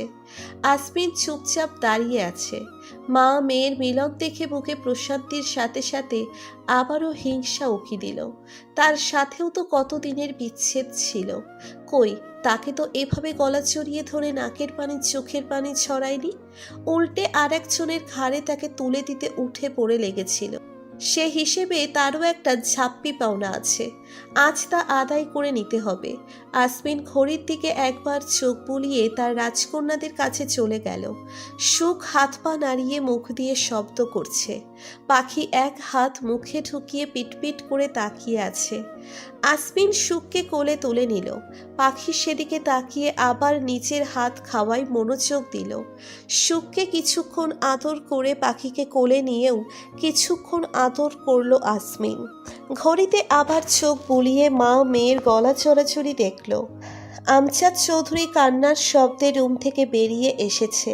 মায়া বেগম রান্নাঘরের এক কোণে চুপচাপ দাঁড়িয়ে আছে। সানভি মায়া বেগমের লাগেজ নিয়ে ভেতরে ঢুকলো। আসমিন রাফসানের শিকদারের রুমে লাগেজ রাখতে বলে নূরের কাছে গেল। শান্ত গলায় বলল, মামিমা অনেক দূর থেকে এসেছে নূর, তাকে ফ্রেশ হয়ে রেস্ট করতে দাও, তারপর যত খুশি কেঁদো। চাইলে প্রতিদিন 1 ঘন্টা করে কাঁদতে পারো। এখন আমাদের খেতে দাও। নূর নাফিসা শিকদারকে ছেড়ে খাবার বাড়তে চলে গেল। আসমিনের বাঁকা কথার শোধ পরেও নেওয়া যাবে। আসমিন সুখ পাখিকে নাফিসা শিকদারের কোলে দিল। নাতনিদের দেখে আবারও চোখ ভরে এলো তার। আমজাদ চৌধুরী আর নাফিসা শিকদারের সামনে গেল না লজ্জায়। নিঃশব্দে নিজের রুমে চলে গেল সে। মায়া বেগম খাবার গরম করার দায়িত্ব নিচে নিয়ে নূরকে পাঠিয়ে দিল নাফিসা শিকদারকে ফ্রেশ হতে সাহায্য করতে। নূর বিনা বাক্যে চলে গেল নাফিসা শিকদারকে ফ্রেশ হতে সাহায্য করতে। সারাদিন মায়ের কাছেই ছিল নূর। আসমিন বাসায় এসেছে রাত 8টায়। এখন রাত 11টা বাজে, নূরের আসার খবর নেই। মেজাজ চরম খারাপ হলো আসমিনের। নাফিসা শিকদারের রুমে গিয়ে দেখলো মেয়েদের দিয়ে নাফিসা শিকদারের পাশেই শুয়ে ঘুমিয়ে পড়েছে নূর। মেয়েরাও মায়ের পাশে আরামসে ঘুমোচ্ছে। নাফিসা শিকদার বসে মেয়ের মাথায় হাত বুলিয়ে দিচ্ছে। আসমিন মুচকি হেসে এগিয়ে গেল, মেয়েদের কোলে নিয়ে বলল, আমি বউ মেয়ে ছাড়া ঘুমাতে পারি না, মেয়েদের রেখে বউকে নিতে আসছি। নাফিসা শিকদার শব্দ করে হেসে ফেলল। আসমিন মেয়েদের নিয়ে বেরিয়ে গেছে। মেয়েদের রেখে নূরকেও নিয়ে এলো রুমে। নাফিসা শিকদার হাসলেন। মেয়ে তার আসমিনের সাথে সুখেই আছে। নির্বাচন নিয়ে ভীষণ ব্যস্ত আসমিন। দ্বিতীয়বারের মতো নির্বাচনে অংশগ্রহণ করছে আসমিন। গতবার রাফসান শিকদার তার মাথার উপর ছায়ার মতো ছিল। কোনো ঝড় ঝাপটা তাকে স্পর্শ করতে পারেনি। কিন্তু এবার সেই বৃক্ষের ছায়া তার মাথার উপর নেই। সব কিছু সামলে হিমশিম খাওয়ার অবস্থা। কিছুদিন যাবৎ পথ ছেড়ে দেওয়ার জন্য হুমকি আসছে। দলের উচ্চপদস্থ নেতারা আশ্বস্ত করলেও কোথাও একটা কিন্তু থেকে যায়। রাজনীতিতে হাত নোংরা হবে, এটা স্বাভাবিক। আসমিন এর শেষ দেখে ছাড়বে। মিটিং মিছিল নিয়ে ব্যস্ত থাকায় নূর আর মেয়েদের সময় দিতে পারছে না ঠিক মতো। সকালে বাসার থেকে বের হলে একেবারে মধ্যরাতে ফিরতে হয়। নূরকে নিয়ে কিছুটা চিন্তিত সে। লোবানার চোখের অপারেশনের জন্য তাকে কানাডা পাঠানো হয়েছে। আমি অফিস সামলে আবার নূরের দিকে ঠিক করে সময় দিতে পারছে না। আশিয়ানকে বিশ্বাস করে উঠতে পারছে না আসমিন, তাই তাকে এসবে জড়ানো ঠিক মনে করছে না। কয়েকদিন হলো নূর অফিসে যাওয়া শুরু করেছে। মরার উপর খাড়ার ঘা হয়ে আবিষ্কার হয়েছে তানভীর। নূরের চারিদিকে মৌমাছির মতো ঘুরঘুর করতে থাকে। নির্বাচনের ঝামেলাটা মিটে গেলেই মৌমাছির পাখনা ভেঙে দিবে সে। আসমিন বাসায় এলো রাত 2:30টায়। নূর তখনও জেগে মেয়েদের নিয়ে এদিক সেদিক হাঁটাহাঁটি করছে। একজনকে ঘুম পাড়ালে আর একজন জেগে যায়। আকিকা দিয়ে মেয়েদের নাম রেখেছে আসমিন। একজনের নাম নুরাইসা জাইন চৌধুরী শোক, আর একজনের নাম নুবাইদা জাইন চৌধুরী পাখি। অবশেষে নূরের পছন্দ করা নামই তাকে রাখতে হয়েছে। সেও মনে মনে ষড়যন্ত্র করে রেখেছে। যতদিন নিজের পছন্দ মতো নাম সে রাখতে পারবে না, ততদিন সে বাবা হওয়ার প্রসেস বন্ধ করবে না। এতে বাংলাদেশের জনসংখ্যা বেড়ে চায়নার সমান হয়ে যাক, তাকে কিছু যায় আসে না। দেশের একজন গণ্যমান্য মন্ত্রী হয়ে তার এমন ভাবনা যথেষ্ট লজ্জাজনক। কিন্তু তারই বা কি করার আছে? বউকে বাগিয়ে আনার এই একটাই রাস্তা। আসমিন ক্লান্ত পায়ে ওয়াশরুমে চলে গেল ফ্রেশ হতে। আজ সারাদিন পেটে বিশেষ কিছু পড়েনি, ব্যস্ততার দরুন খাওয়া দাওয়া হচ্ছে না ঠিক মতো। মেয়েকে দোলনায় শুইয়ে আসমিনের দিকে তাকিয়ে নিজেই নূর গেল খাবার গরম করতে। বলিষ্ঠ শরীরে শুভ্র পাঞ্জাবি চড়িয়ে নিজেকে পরিপাটি করছে আসমিন। পাঞ্জাবির উপর কোটি পরে শেষবারের মতো নিজেকে দেখে নিল সে। আজ নির্বাচন, সারাদিন ব্যস্ত থাকবে সে। ড্রেসিং টেবিলের থেকে চোখ সরিয়ে মেয়েদের দিকে তাকালো আসমিন। সুখ পাখি তার দিকে তাকিয়ে মুখ দিয়ে অদ্ভুত শব্দ করছে। আসমিন হালকা হাসল। মেয়েদের কাছে গিয়ে তাদের কপালে চুমু খেয়ে কোলে তুলে নিল। দুই মেয়েই বাবার কোলে উঠে বুকে মাথা মিলিয়ে চুপটি করে আছে। আসমিন তাদের মন ভরে আদর করে মায়া মায়া নজরে তাকালো। মেয়ে দুটোকে দেখলে তার বুকটা প্রশান্তিতে ভরে যায়। আসমিন সারা জীবনই ভালোবাসার কাঙাল। ছোট থেকেই সবার সাথে দূরত্ব তার। মায়ের ভালোবাসা আর এই জীবনে পাওয়া হবে না। এখন তার একমাত্র ভালো থাকার উপায় এই রাজকন্যারা। আজকাল নূরকে বুঝতে পারে না আসমিন। নূরের ভালোবাসার গভীরতা বোঝার ক্ষমতা হয়তো তার হয়নি, কিন্তু নূরের নির্লিপ্ততা ভীষণ কষ্ট দেয় আসমিনকে। তার ভালোবাসায় তো কোনো কমতি নেই, তবে কেন এত অবহেলা? মেয়েদের কাছে রেখে আসমিন বেরিয়ে গেল। বিভিন্ন কেন্দ্র পরিদর্শন করবে আজ। নূর নিজ হাতে রান্না করেছে আসমিনের জন্য। আসমিনের জন্য আজ গুরুত্বপূর্ণ একটি দিন। নূর নিজেদের সমস্ত গার্ডকে আসমিনের সিকিউরিটির জন্য নিযুক্ত করেছে। আসমিন এই সম্পর্কে কিচ্ছু জানে না। নূরই তাকে কিছু জানায়নি। তাদের সুরক্ষায় নিযুক্ত থাকা গার্ড আজ তাদের সাথে থাকবে না জানলে শত্রুরা যে কোনো সময় আক্রমণ করতে পারে। আসমিন জানলে কখনোই রাজি হবে না, উল্টে নূরের উপর রেগে যাবে। আসমিন নিচে নেমে নূরকে কোমর বেঁধে রাখতে দেখে ভ্রু কুঁচকে ফেলল। আজকে আবার কার জন্যে রান্না করছে? সার্ভেন্ট একটাও নেই আশেপাশে। আসমিন চারিদিকে চোখ বুলিয়ে ধীর পায়ে নূরের পেছনে গিয়ে দাঁড়ালো। নূরের ঘর্মাক্ত মুখের দিকে তাকিয়ে গম্ভীর গলায় বলল, এত আয়োজন কার জন্য? নূর চমকে কেঁপে উঠল। পাশে আসমিনের অস্তিত্ব অনুভব করে মৃদু হেসে ফিচেল গলায় বলল, আছে স্পেশাল কেউ। আমার জীবনের সবচেয়ে গুরুত্বপূর্ণ মানুষ সে, যাকে এই পৃথিবীতে আমি সবচেয়ে বেশি ভালোবাসি। আসমিন চলে উঠল। কটপট করে তাকালো নূরের দিকে। হ্যাচকা টান দিয়ে নিচের দিকে ঘুরিয়ে কোমর খামছে ধরল। নূরের মুখ থেকে হালকা আর্তনাদ করে উঠল। আসমিন সেদিকে পাত্তা দিল না। সে ভয়ঙ্কর চোখে তাকিয়ে ক্রুর হাসল। নূরকে নিজের সাথে আরেকটু চেপে ধরে দাঁতে দাঁত চেপে বলল, তাই নাকি সোনা?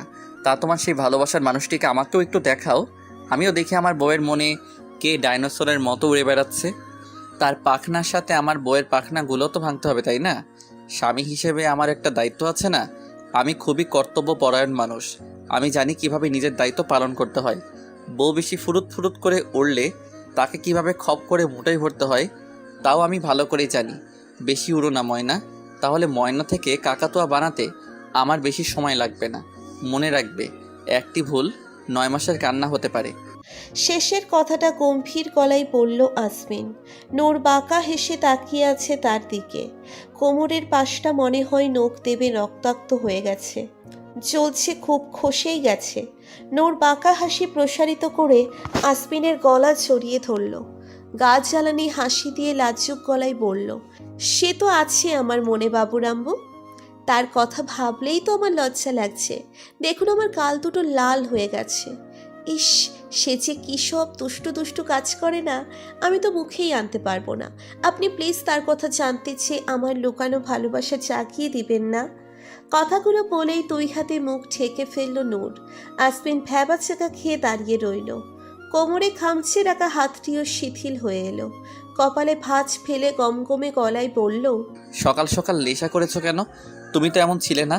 তোমার লজ্জা করলো না 2 বাচ্চার মা হয়ে সকাল সকাল মাতলামি করতে? ইটস ইনজুরিয়াস ফর হেলথ নূর। মেয়েরা কি শিখবে তোমার কাছ থেকে? সকাল সকাল মাতলামি? আমি এখন বের হব, এটা তো মাথায় রাখতে পারতে। বউ মাতলামি করছে আর আমি তার ফায়দা লুটে নিতে পারছি না। তুমি কত নিষ্ঠুর। নূর ক্লান্ত চোখে তাকিয়ে নিজেকে ছাড়িয়ে নিল আসমিন থেকে। ভোনা খিচুড়ি নাড়তে নাড়তে নিজেকেই কয়েক দফা গালি দিল। এমন ইতর লোকের সাথে সংসার করার চেয়ে বনভাসে গিয়ে বাঘকে গান শোনানো সহজ। অসহ্য মানুষ একটা। নূরের রাগী মুখের দিকে তাকিয়ে এক ভ্রু উঁচু করে বাঁকা হাসল আসমিন। তাকে চালাতে আসে, বাচ্চা কাচ্চার মা যত সব। নূর ভুনা খিচুড়ির সাথে গরুর কালো ভুনা আর ইলিশ মাছ ভাজা রাখে টেবিলে। আসমিন নিচের প্লেটে খাবার নিয়ে নিজের মতো খেয়ে যাচ্ছে। নূর তার পাশের চেয়ারে মুখ ফুলিয়ে বসে। আসমিন আর চোখে একবার তাকিয়ে নূরকেও খাইয়ে দিতে লাগলো। নূর কিছু না বলে নিঃশব্দে খেয়ে যাচ্ছে। দুজনের খাওয়া শেষ হতেই আসমিন হাত ধুতে বেসিনে চলে গেল। নূর অপেক্ষা করছে আসমিনের ফিরে আসার। টিস্যু দিয়ে হাত মুছতে মুছতে আসমিন নূরের সামনে এসে দাঁড়ালো। টেবিল থেকে আর এক গ্লাস পানি খেয়ে আফসোসের স্বরে বলল, আহা, তোমার ভালোবাসার মানুষের খাবার তো সব তুমি খেয়ে ফেললে। কি পেটুক তুমি। এখন ওই বেচারি কি খাবে? আসমিনের অভিনয় দেখে গা জ্বলে গেল নূরের। দাঁতে দাঁত চেপে মুখটা হাসি হাসি করে এগিয়ে গেল আসমিনের কাছে। খুলে রাখা পাঞ্জাবির অতিরিক্ত বোতামটা লাগিয়ে মুচকি হেসে মায়া মায়া চোখে তাকালো আসমিনের দিকে। হুট করেই বুকের বাপাশে হাত বসিয়ে দিল নূর। আসমিন মুচকি হেসে তাকিয়ে আছে। মেয়েটা কি সব পাগলামি করে। নূরের কামড় দেওয়া শেষ হতেই আসমিন মুখটা গম্ভীর করে ফেলল। শান্ত গলায় বলল, একটা কামড়ও ঠিক করে দিতে পারো না বউ। আজ রাতে আমি তোমাকে কামড়ের প্রকারভেদ শিখাবো, উদাহরণ সহ। তৈরি থেকো সোনা। আসমিন নূরকে জড়িয়ে ধরে কপালে চুমু খেয়ে বেরিয়ে গেল। নূর হতাশ চোখে আসমিনের যাওয়া দেখল। আজ তার কপালে দুঃখ আছে। আমজাদ চৌধুরী অনেক আগেই পার্টি অফিসে চলে এসেছেন। ছেলের জীবনের এই গুরুত্বপূর্ণ দিনে এভাবে বসে থাকতে পারে না সে। তাই সকাল সকালই দলের ছেলেদের সাথে কাজ করে যাচ্ছে। আসমিন আসতেই সানভি তার কাছে এসে দাঁড়ালো। আসমিন চেয়ারে বসতে বসতে বলল, সব কিছু ঠিক আছে তো সান? কোনো কেন্দ্রে সমস্যা হয়নি তো? সানভি হড়বড় করে বলল, কেন্দ্রগুলোতে বিরোধী দলের লোকেরা উৎপেতে আছে স্যার। আজ ওরা ঝামেলা করবেই। আমাদের ছেলেরাও আছে। কোনো ঝামেলা করতে আসলে সব কয়টাকে সাইজ করে দিব। আর একটা কথা, তারা আজ আপনার উপর হামলা করার পরিকল্পনা করে রেখেছে স্যার। যে কোনো সময় আক্রমণ করতে পারে। আমি সব কিছু আগে থেকে সেট করে রেখেছি। আমাদের যে কেন্দ্র থেকে পরিদর্শন শুরু করার কথা, আমরা তা না করে দূরের কেন্দ্রগুলো থেকে শুরু করব। এটা আমি ছাড়া আর কেউ জানে না স্যার। আমরা এক্ষুনি বের হব। অমি আছে ওখানে, বাহাদুর আমাদের সাথে থাকছে। আসমিন মনোযোগ দিয়ে শুনল। আজ কোনো রিস্ক নেওয়া যাবে না। একবার ক্ষমতা হাতে চলে এলে তখন সব কয়টাকে বাদর নাচ করানো যাবে। আসমিন আমজাদ চৌধুরীর সাথে দেখা করে তাকে অফিসেই থাকতে বলল। কিছু কথা বুঝিয়ে দিয়ে বেরিয়ে পড়ল সানভির সাথে। গাড়িতে বসে সানভির চিন্তিত চেহারা দেখে গম্ভীর গলায় বলল, চিন্তা করো না সান। তোমার সার উপরে আল্লাহ, তারপর নিচে বউ ছাড়া আর কাউকে ভয় পায় না।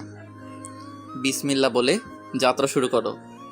বিপুল ভোটে জয়লাভ করেছে আসমিন। সারাদিন অনেক ব্যস্ত ছিল সে। কয়েকটি কেন্দ্রে গন্ডগোল হয়েছে। দলের প্রায় ২০ জন মানুষ আহত হয়েছে। তার মধ্যে ২ জনের অবস্থা আশঙ্কাজনক। আসমিন ঠিক করেছে কাজ শেষ করেই একবার হসপিটালে যাবে। নূরের সাথে কথা হয়েছে ঘন্টা ২ আগে। মেয়েদের নিয়ে ঘুমাবে বলায় কথা দীর্ঘ হয়নি। তানভীর আজ সারাদিন আসমিনের সাথেই ছিল। ছেলেটা তাকে বড় ভাইয়ের মতো সম্মান করে। নূরকেও নিজের বোনের মতো ভালোবাসে। কিন্তু আসমিনের হিংসুটে মন সব জেনেও তানভীরকে হিংসা করতে পিছুপা হয় না। সারাদিনের ধকলে সবাই খুব ক্লান্ত। আসমিন নিচের কেবিনের ডিভানে গা এলিয়ে বসে আছে। অমি, সানভি, আশিয়ান, তানভীর এখনও কাজ সামলাতে ব্যস্ত। আসমিনের ফোন বাজছে। পাঞ্জাবির পকেট থেকে ফোন বের করে ভ্রু কুঁচকে ফেলল আসমিন। বাসার ল্যান্ডলাইন থেকে কল এসেছে। কপালে চিন্তার ভাঁজ ফেলে কল রিসিভ করলো আসমিন। হ্যাংলা বলার আগেই মায়া বেগমের আটকে আটকে যাওয়া আওয়াজ পিলে চমকে দিল তার। আসমিন চিৎকার করে উঠল। হাত পা থরথর করে কাঁপছে তার। অস্থির হয়ে মায়া বেগমকে ডাকতে ডাকতে বলল, কি হয়েছে মায়া আন্টি? নূর কোথায়? আল্লাহ, আমার মেয়েরা কোথায় আন্টি? ততক্ষণে মায়া বেগমের কথা চিরতরে থেমে গেছে। আসমিন কথা বলতে বলতেই পাগলা ঘোড়ার মতো ছুটে বেরিয়ে গেছে। বাহাদুর সহ বাকি গার্ডরাও তার সাথেই দৌড়ে বেরিয়ে গেল। বাহাদুর অমি আর সানফিকে কল করে আসমিনের বেরিয়ে যাওয়ার খবর বলতে বলতে অন্য একটা গাড়িতে উঠল। আসমিন নিজেই গাড়ি নিয়ে বেরিয়ে গেছে। বাহাদুর ঝড়ের গতিতে গাড়ি চালাচ্ছে। আসমিনকে একা ছাড়া মারাত্মক রিস্ক, তাই যেভাবেই হোক আসমিনের গাড়ি ধরতে হবে। অমি বাহাদুরের কল পাওয়ার পর আশিয়ানকে কল করলো। বাড়ির কাছাকাছি আশিয়ান আছে। আশিয়ানকে সমস্ত ঘটনা খুলে বলতেই আশিয়ান অমিকে আসতে নিষেধ করলো। সে গিয়ে পরিস্থিতি জানাবে বলে আশ্বস্ত করে ফোন রেখে বাসার দিকে রওনা হয়ে গেল। আসমিন পাগলের মতো গাড়ি চালাচ্ছে। চিন্তায় উত্তেজনায় মাথা খারাপ হওয়ার জোগাড়। ভয়ে চোখ ঝাপসা হয়ে আসছে বারবার। এক হাতে চোখ মুছে আবার কল করলো বাড়ির সিকিউরিটির হেডকে। কয়েকবার রিং হতেই কল ধরল সে। আসমিন কল করেই অস্থির হয়ে জিজ্ঞেস করলো, রফিক, বাসে কি হয়েছে? সবাই ঠিক আছে তো? তোমাদের ম্যাম কল ধরছে না কেন? রফিক হতভম্ব হয়ে থাকলো আসমিনের কথা শুনে। সে তো সারাদিন আসমিনের আশেপাশেই ছিল। কয়েকজনকে অফিসের সামনে রেখে একটু ওয়াশরুমে গিয়েছিল। এখনো সে ওয়াশরুমের ভিতর। এইটুকু সময় কি হয়ে গেল? রফিক কাঁপা কাঁপা গলায় বলল, স্যার, আমাদেরকে ম্যাম আজ আপনাকে প্রোটেক্ট করতে বলেছে। আমরা সারাদিন আপনার আশেপাশেই ছিলাম। বাসার খবর তো কিছু জানি না। আসমিন রেগে কয়েকটা বিশ্রী গালি দিল। চিৎকার করে বলল, জানোয়ারের বাচ্চা, তোদের কি আমি আমাকে পাহারা দিতে রেখেছি? আমার সাথে কি আমার গার্ড নেই? তোরা কেন আমার পিছু আসলি? আমার পরিবারের কিছু হলে সব কয়টাকে আমি জ্যান্ত পুঁতে দিব। রফিক তরতর করে ঘামছে। ভয়ের চোটে ডায়রিয়া হয়ে যাবে এমন অবস্থা। মিনমিনে গলায় বলল,